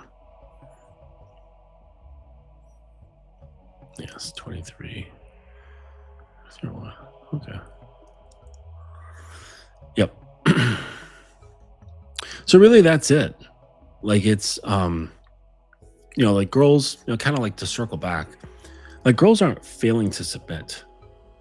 Right? You've got the eyes in the wrong direction. Just think about it. Just think about it, okay?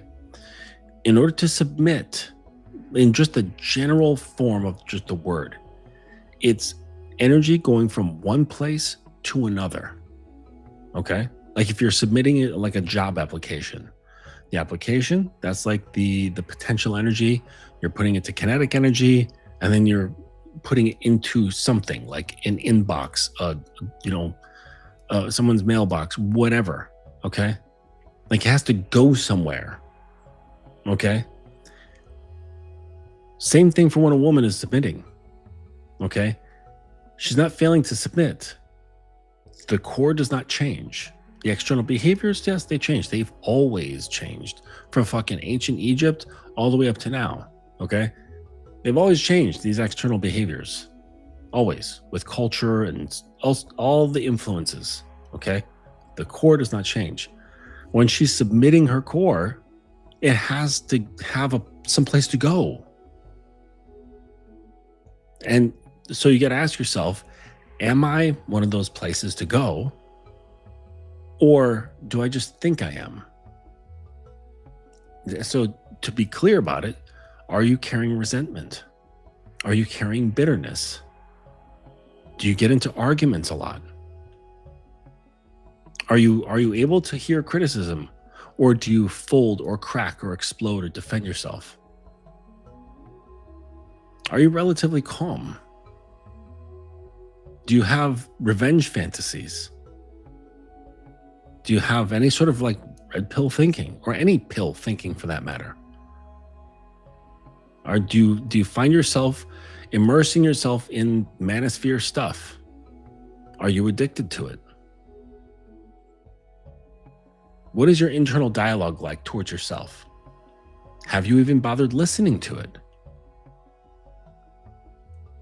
These are all very important things that can give you an indication of whether a woman would look at all that you carry, that you generate, that you create, that you churn around, as like a safe landing place where she's like, oh, I don't not only want to take off all of my clothes, I want to take off this fucking bullshit identity that I carry around with me every single day so that I could be acceptable to conventional society.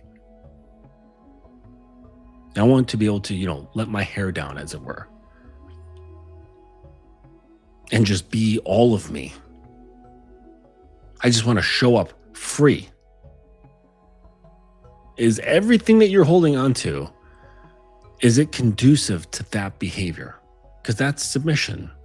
Submission isn't just being obedient. It's her showing her whole self to you. It's her offering her whole self to you. That's what submission is. And then it gets into surrender, because when we're getting into like identity and soul and her heart, like all of that, the softer parts of what we consider a self, she starts offering that's surrender. Do you even have a container? And if you think you do you really, really think it's suitable? Could you handle that? And not a moment of it, but we're talking like from now until like whenever, indefinite. Does that sound like a burden to you? Does it even sound interesting to you? Have you even looked into understanding it more? Did it even occur to you to understand what submission is? Because there's a whole mess load of people, women, who willfully and joyfully surrender themselves to men. And we're not talking about the girls who like go on to like fucking yacht parties. Okay? Like, I'm talking like in like DS lifestyle circles, which includes a whole wide range of people in terms of like position in societies and so on. Okay. Have you done any kind of research into the psychology and the emotional states and like what that's like, anything at all around submission, around surrender, what it means, what it requires, like the stuff that it is, because it does exist, right? Power dynamics has been around for a long fucking time. It's only until like the last recent decades where we've been able to kind of put things into terms and, discussion points and categorization and all that stuff. That's fairly recent. But the energy itself, the exchange itself, has been around for a very long time between men and women. The real stuff, not the stuff contingent on fame or the contingent on like worldly power, right? Or contingent on wealth. That's not what I'm talking about. That doesn't produce soul surrender. That produces obedience. And that's fine, but it's just not to be confused with being surrendered. But there are people, there are women who live this every single day. Have you looked into any of that? Probably not. So that's another thing that makes you not suitable. You don't even understand on an intimate level what the thing is that you want. How is that fucking possible? Because I know damn well, like you say, like, oh, I want women, and then all you know is like the bad shit that has come up that gets circulated around online and in the manosphere. That's all you know. Yet you still want women, but you only know like certain things within certain categories by certain people with a certain frame. It really is that like that's like the human experience just gets reduced to that. Just that one slim category.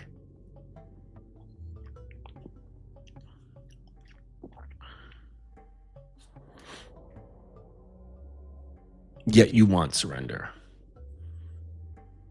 Shame on you. But I hope that you realize that if you don't have all this stuff, you're carrying a bunch of crud.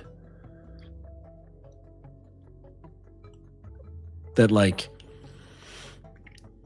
you can appreciate that that there's a lot that you don't know. And that's like the first step actually of admitting, okay, that it's something you don't know. But the things that we don't know, that's an opportunity for us to learn so that we can know. And you understand that it's earnable. But the only thing is that it's not cheap, okay? It will cost you a lot. And it's not fast. So if you have the willingness to invest and the willingness to have patience, you can develop a container that can hold practically any woman. And then you decide who gets to go in there. Because you then realize that it's incredibly rare. Because how many guys you know have dug through their muck, have dealt with their past, have really looked at the issues that they've had with their upbringing, with their caretakers, look at them in the face without anger, without remorse. They got past all that stuff. It came to clear, objective, just acceptance, right? Plus whatever sort of dark shit that they have inside them. I don't mean dark as in evil. I mean just dark as in like not in the light. How many guys you know had like done this? Have like, when I was talking about grinding, like grinding with a hobby, grinding with a sport, grinding with gaming, okay? How many you know have grinded with themselves like that? It's rare. But they're the ones who then have containment. They're the ones that have developed certainty within themselves. It produces a heart of gold. Self-doubt is more or less no longer there. I say more or less because if it's 100% not there, then you're like edging into like psychosis. Okay, it has to be like a healthy smidgen of doubt, because this is what allows us room to question. Am I doing this right? Am I still on the right path? Right? Do I need to make adjustments? Do I need to make corrections, additions, subtractions, things like that?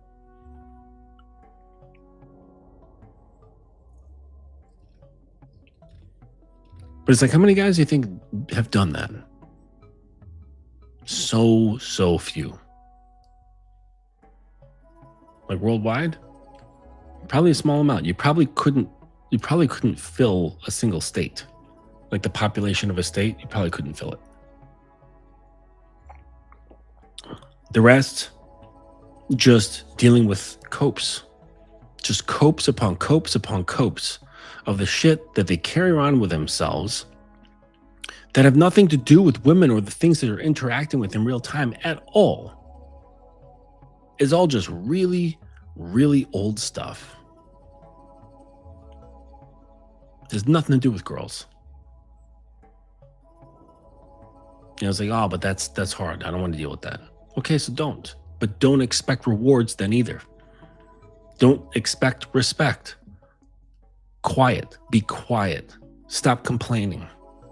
Stop complaining about how people treat you. Stop complaining about how people see you. Just disengage. Stop wanting to be on the field while you sit on the bleachers.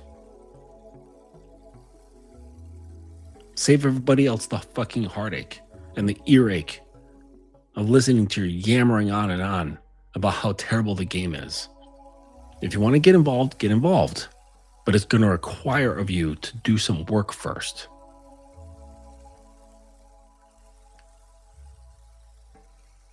And I'm sorry, like reading a fucking book, about, this or that about men. Sure, it can be like a little bit eye-opening, but this stuff doesn't change who you are. It's a racket. The self-help industry, like especially the books, it's a huge fucking racket.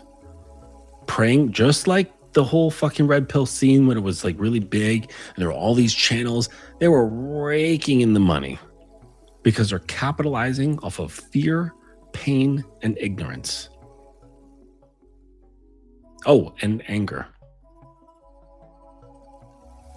Fear, pain, ignorance, and anger. It's like the 4 horsemen of apocalypse. They're capitalizing off of this. All those videos you're watching, just making them money. Under the guise of, I'm just helping you guys. I'm helping you see the truth. Come with me into my secret conspiracy den where only us brothers know the truth. All right? Making you feel special to be part of this secret special group. We can all high-five each other. Yeah, we know. Here's a special secret handshake. Solidarity amongst ants, so we can feel like a giant collectively.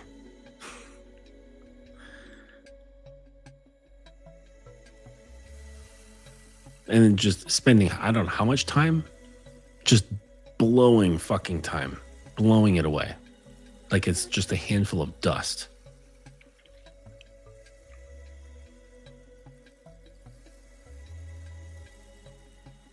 And I've met guys who come out of this where they're like, they've come to the understanding that they've wasted their time. But to help them not feel bad, I say, well, no, actually there are some smart things in there.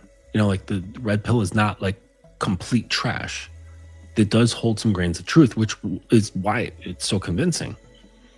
A lie that is 100% lie, it has a certain odor. But the best way to make a lie pass off as truth is to include grains of truth. That's the best way to make lies palatable. The best way to make reframes palatable. Certain viewpoints, beliefs, perspectives, right? You have some things that are real and true mixed in. Makes everything more, makes the pill easier to swallow. Well, I'm getting tired. Oh, cool. Thank you. High profile.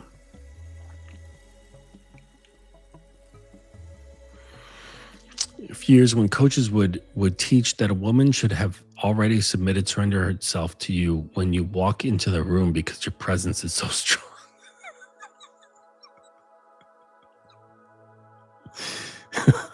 When you walk into the room, right?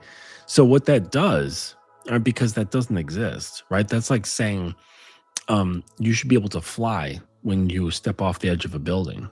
And if you don't do that, it means you're not a man. Now this can happen like when first interacting with a particular kind of woman. Okay. She has to be inclined towards submission, whether she knows it or not. Okay. It's just usually that has to do with like the distance between her core self and the surface self. And if there's like a lot of damage, there's a lot of experience and time creating layers of scar tissue and armor, so that those are distanced, right? If they're very distanced, then there's going to be distrust. There's going to be looking at things sideways, like looking for imperfections, looking for the other shoe to drop, and like, oh no, is this guy a fake, right? Like all that awareness is due to lots of experience with men. Okay, having their heart broken, unfortunately, numerous times, and then they just have those layers of calluses and armor and scar tissue between the presented self and the core self, and that's just how it goes, but then some girls, they don't have all that. They don't have all that mess. It's just there's a very small jump between the presented self and the core self. And it's a sight to see. It's really, really beautiful when that shows up, right? It's rare and should be appreciated. But that girl's not going, even that girl, if she's in a room with other people, like she's not going to like melt like as you walk in. You know what I mean? Submit. Yeah, that's crazy. It's funny, like how people talk about this stuff that have no real exposure or like a year-over-year experience. Like it just sounds good. It sounds cool. It sounds masculine. It sounds elitist. So I'm just going to put it out there like that. It's like, come on. Yeah, I remember those days. Hypergamous Women Explained. The top 10 secrets women have kept for men for 3,000 years. Female nature exposed. Yeah. It was like old school titles. What she really means. Why does she blank? Yeah. Keep guys paranoid and memorizing top 10s. Yeah. It's really awful just how easily young men get manipulated. Oh, excuse me. But that's just part of it. Like that goes back to what I mentioned earlier. Validation culture. Okay. So validation culture, it, like I said, it fragments the mind. It makes it less consolidated, makes it more easily manipulated. Okay. Like if you have like if you want to dissolve ice, okay, or let's say sugar, okay, you've got like a cube of sugar and you want to dissolve it into water. You want to make a solution. If you just put it in the glass of water and let it sit, eventually it will, like this is going back to like high school science class, eventually it will dissolve, okay? You can do two things to increase its dissolving rate, right? One is agitation, right? So if you don't change the state of the cube, but you just take like a swizzle stick and you just start swirling it around, that moves the water around the surface faster and it will dissolve it. The other way is to create more surface area. So if you just kind of take a chopstick or something and chop it up, break it up into smaller and smaller chunks, then you can agitate more and then that will dissolve it. Okay. And that's basically what happens to guys' minds. They create more surface area by engaging with the validation culture, by having your identity split between TikTok, Snapchat, Instagram, Facebook, and who else, whatever else is out there. I don't even know. And just fractured, right? So that's the sugar cube being broken up, creating more surface area so that it can be more easily manipulated, more easily broken apart because you're not consolidated. And when you're consolidated, you reduce, right? You reduce where your attention goes, where your energy goes, okay? Because like time and attention, like that stuff, you can't get it back. So it should be a highly preserved commodity, your time and attention. You can never get it back. So be really, really careful about just fucking giving it away freely. Why do you do that? Why do you give it away so freely and so easily? Right? You've got shit inside you. You got to say something to say. Write a fucking book. Right? Oh, it's not that important. Oh, so you just have just these emotions. Okay. Deal with it. Like if you have nothing important to say, like if you got something important to say, write a damn book. Like a real thinker. Okay? Like a real speaker. You want to say something? Fucking say it. Today, it's the easiest thing in the world to publish a book. Like Amazon KDP is so easy. All right? But if it's not that important, then what do you keep yammering on about? Oh, but the message has to get out. I've heard this. The message has to get out there. It's been out there, dude. It's not changing anything. You're not getting the revenge fantasy that you're hoping for.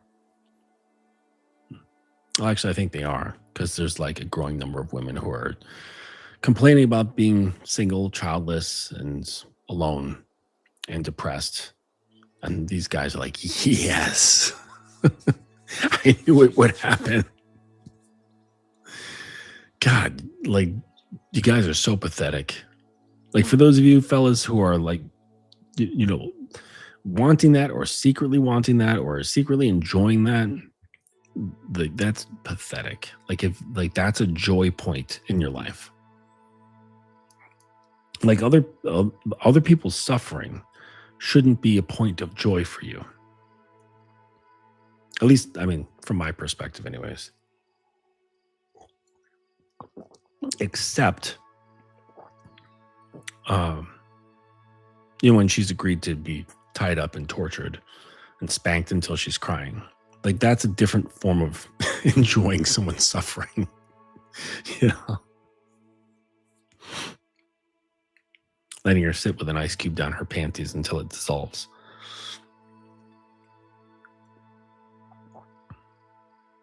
Oh, I've got so many ideas. There's so many things to do. There's so little time.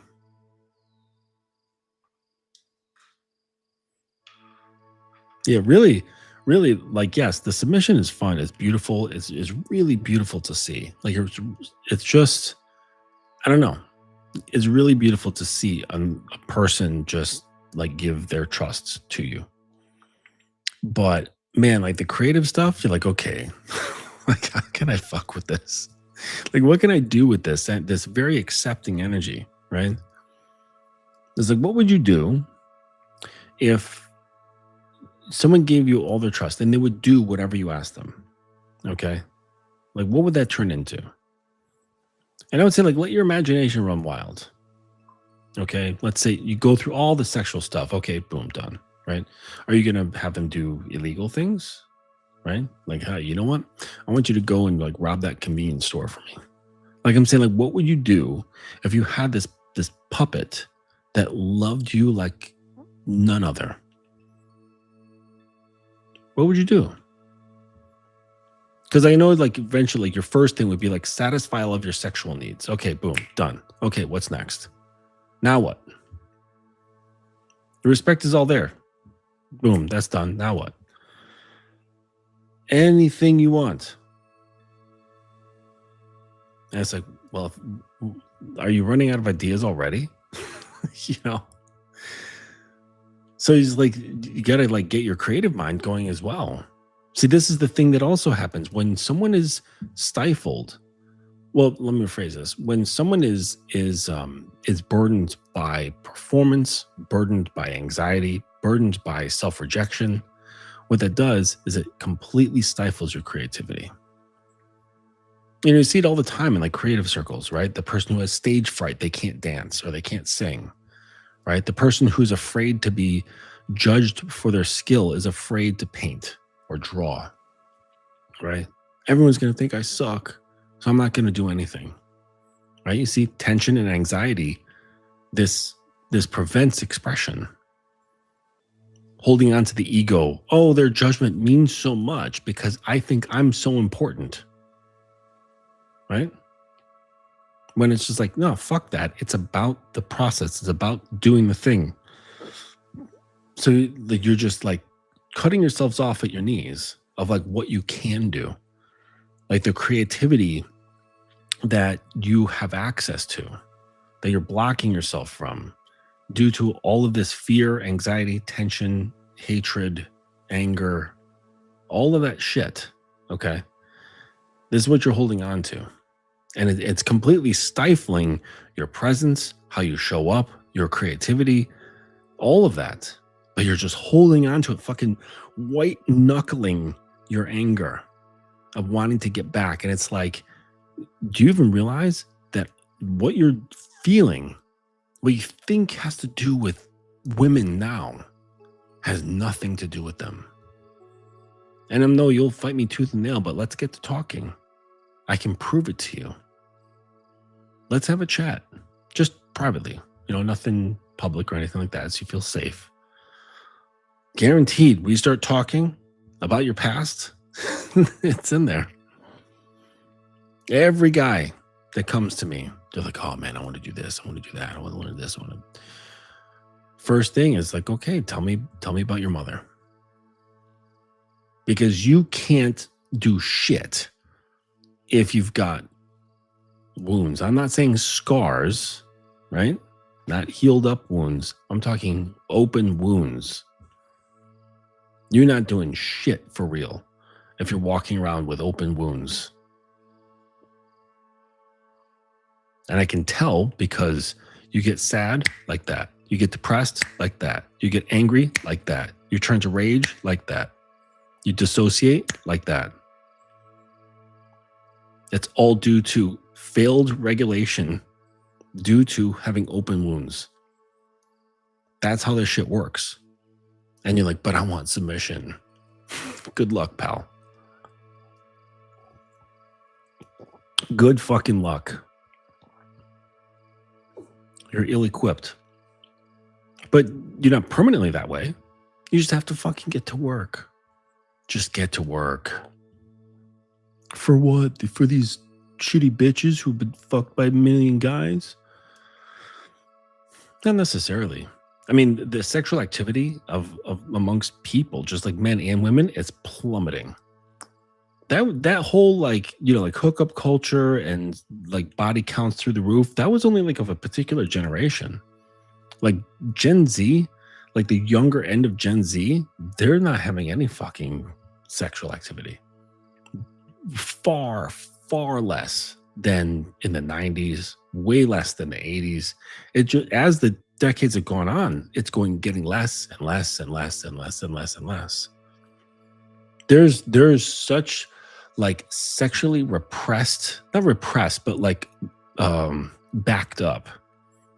Like everyone's sexually backed up, men and women. Absolutely sexually backed up. And the problem with that, like, I know guys have their own problems, but like with women, it does a disservice in the sense that it separates them from themselves, right? Because like the body that becomes like a conduit, right? It allows to actually feel very grounded, right? By involving the body erotically, and they,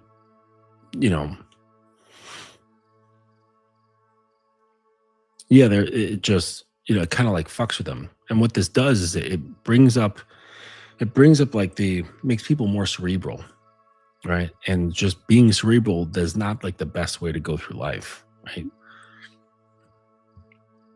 Is that keeps us like in the idea of the mental space of like concepts and ideas and logic and reason, and those things are great. Like they have their place, but you separated from your body and you're not connected at all. And our bodies are one of the most immediate and fundamental ways of connecting with one another. So like if you're young, I was gonna say young, but like doesn't matter what age you start, but just start at it. Start at it. Start trying to like at least make sure that your yard is taken care of. That's really the only thing you can do. Because like complaining, like all these bitches got these fucked up yards. That's okay, great. What if they are? Okay, you win the big fucking match. You get the medal. You win the prize. You were right. Okay, now what? Now what? What are you going to do? Like that doesn't change anything. What does make change is turning around, looking at your own yard, and being like, okay, do I need to clean this up? Is there garbage lying around? Is there some old fucking car parked on the front lawn that I haven't said I was going to build, but I never built? Do weeds need tending? Do the flower beds need replacing? All this shit, right? And this is what I'm saying about like getting off social media, because this diverts our attention away from ourselves. Right? Because that's where the truth is. That's where truth really lies. You by having your mind fractured, it's easy controlled. And when it's controlled, it's like it can be directed. It's like, oh, going this way, going that way. You're going to focus on this. We got algorithms that it's just, they're way smarter than you are, because they learn off of you and then adapt. They don't have feelings. It's just learn, adapt, learn, adapt, learn, adapt. And before you know it, your behavior is going, it's like going like this, and then it gets more and more streamlined, and then boom, it's going in a straight line just the way they like it. And there's coupons along the way. Oh, I'll take one of those. I'll take one of those, right? To capitalize on the streamlining of thinking. And so just get off, like at least take a break, right? Delete all social media from your phones for a week. I know tomorrow's Tuesday, but you can like start tomorrow, Tuesday through Sunday. Just delete them, so you don't see notifications or anything like that. You can always put them back later. It's not going to delete your accounts, just the apps themselves. And just observe yourself. Observe like what goes through your head. Observe how your body feels. Observe how your emotions feel. Like, do you feel tension, anxiety? Do you feel relief? Like, make note of these things, right? Just make a little note, like every morning or every evening or both, and just have a quick, like 1-sentence check-in, just to see, right? When you experiment with your own brain, because, they're experimenting with your brain. So why can't you? Just to see what happens. Yeah. Oh, they absolutely were. Well, they weren't promiscuous, but they were just more active. I would say they're more active. Yep.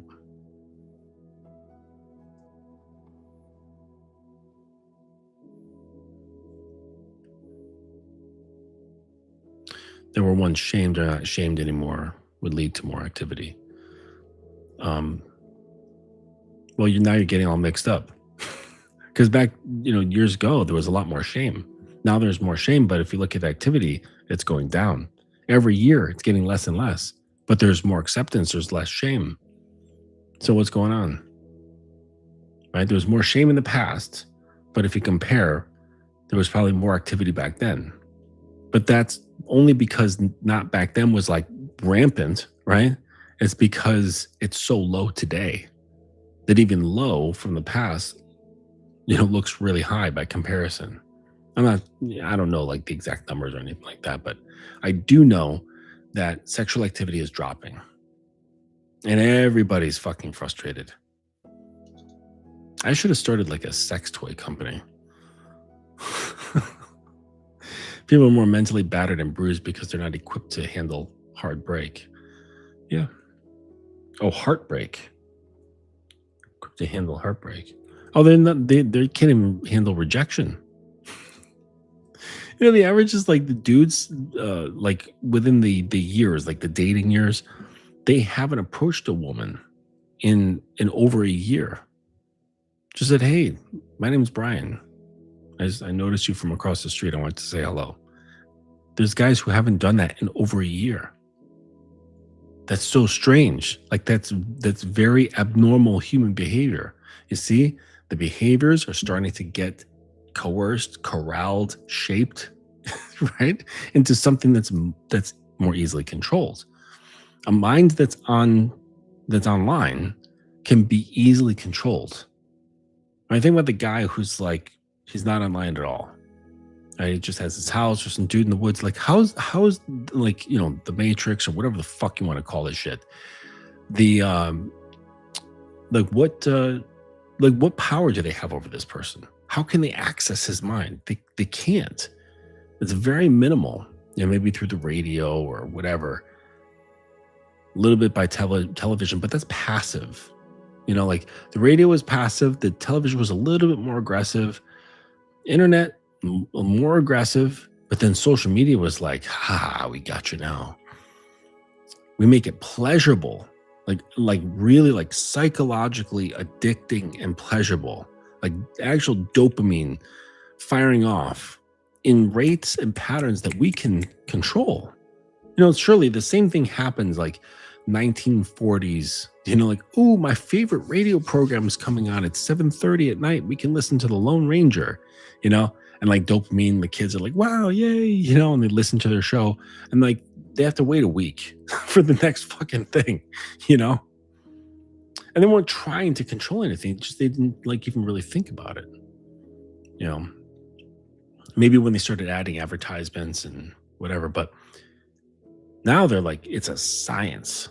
Like they've got the best people, like when you take marketing and stuff and like in college, you learn a bunch of psychological shit because that's the whole idea is like tap into the mind to make people want shit they don't need. That's the whole point. That's the whole point. So, but the thing is that with social media, we have become the commodity. Isn't that strange? Us and our attention has become the thing to purchase, but also the thing to control. It's a weird thing. It's like like a snake eating its own tail. It's very bizarre. And so it's like, are you going to willfully subject your mind or are you not? Are you going to take it back? And so just try it. Just try the experiment. I'd love to come back in a week and like hear some people's reports or just drop them in the comments like after the video posts or whatever. I'd love to hear or send me just a message. Go to the website and thedominanceacademy.com. Hit the contact and just shoot me an email and tell me about your experience of what it was like. Don't fucking lie either. Like take a week off. Observe what happens. Take little notes each day. And then after you get that, compile it, shoot me an email. I'd love to know how it felt, what it went through, or what you went through. So. Top 5 secrets the sex bots don't want you to know about its algorithm. Robot nature exposed. Yes. Yeah. The best lubricant that won't rust her insides. Guys are going to be like, is WD-40 safe for your dick?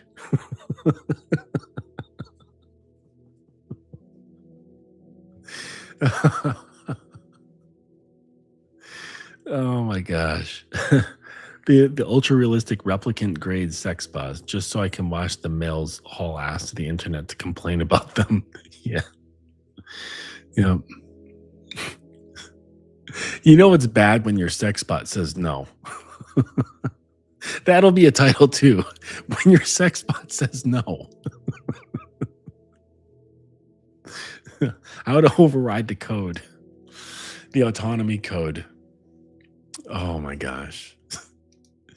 Yep. Sometimes you just never lose. I'm sorry, never win.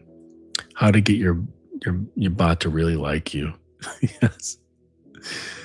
It's like, but it's a program. You're like, oh yeah, there's gonna be like conspiracies. Like, no, she doesn't really like you. That's just a program. This is how you really get her to like you. Beyond the software. Because they have souls. There's gonna be whole camps. Oh my gosh. I am so glad I'm gonna be dead before then. Send my son your prayers. Yeah. Yeah, you already mentioned that, bud. I think you got a like an obsession for twisty sex toys that are gonna rip your dick off.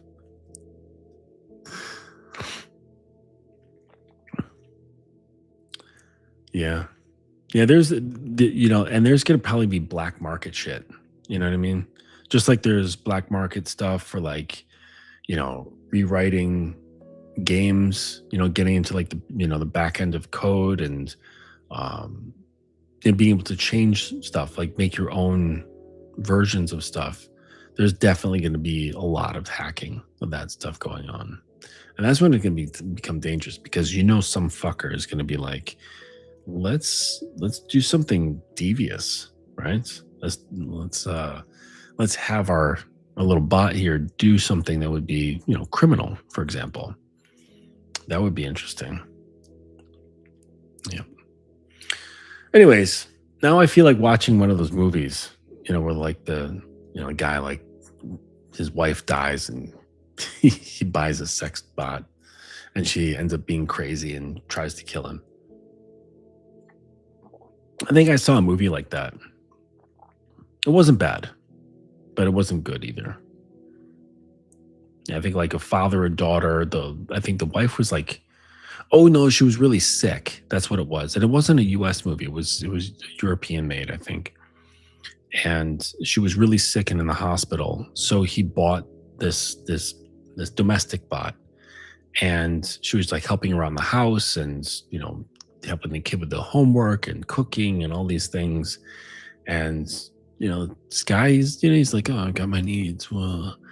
And he then takes out like some software and he's like, on like the box of the piece of like hardware to like upload the software. He's like, it's labeled like, adult. He's like, should I install it or not? Would that be cheating on my wife? It's like, but she's just a machine. It's not really a person. Was it companion? Yeah, it was not US though. Yeah. It wasn't her. It was fairly recent. Not that great acting, but I think it was companion. Um, but yeah, like so he like puts it in, and then she was like all sexy and shit with him, and he's like, "Oh, I can't do this," And then she like blackmails him, like, or she starts telling his wife about this stuff or whatever, and then like in the end, it's like the wife and the husband team together because now the bot was like going crazy. She's like, "Oh, I love him. He's mine," and they team up and end up destroying her.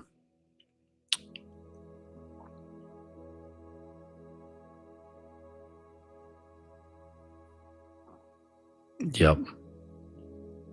Yeah, I could see this. Like the world is gonna get so much fucking messier.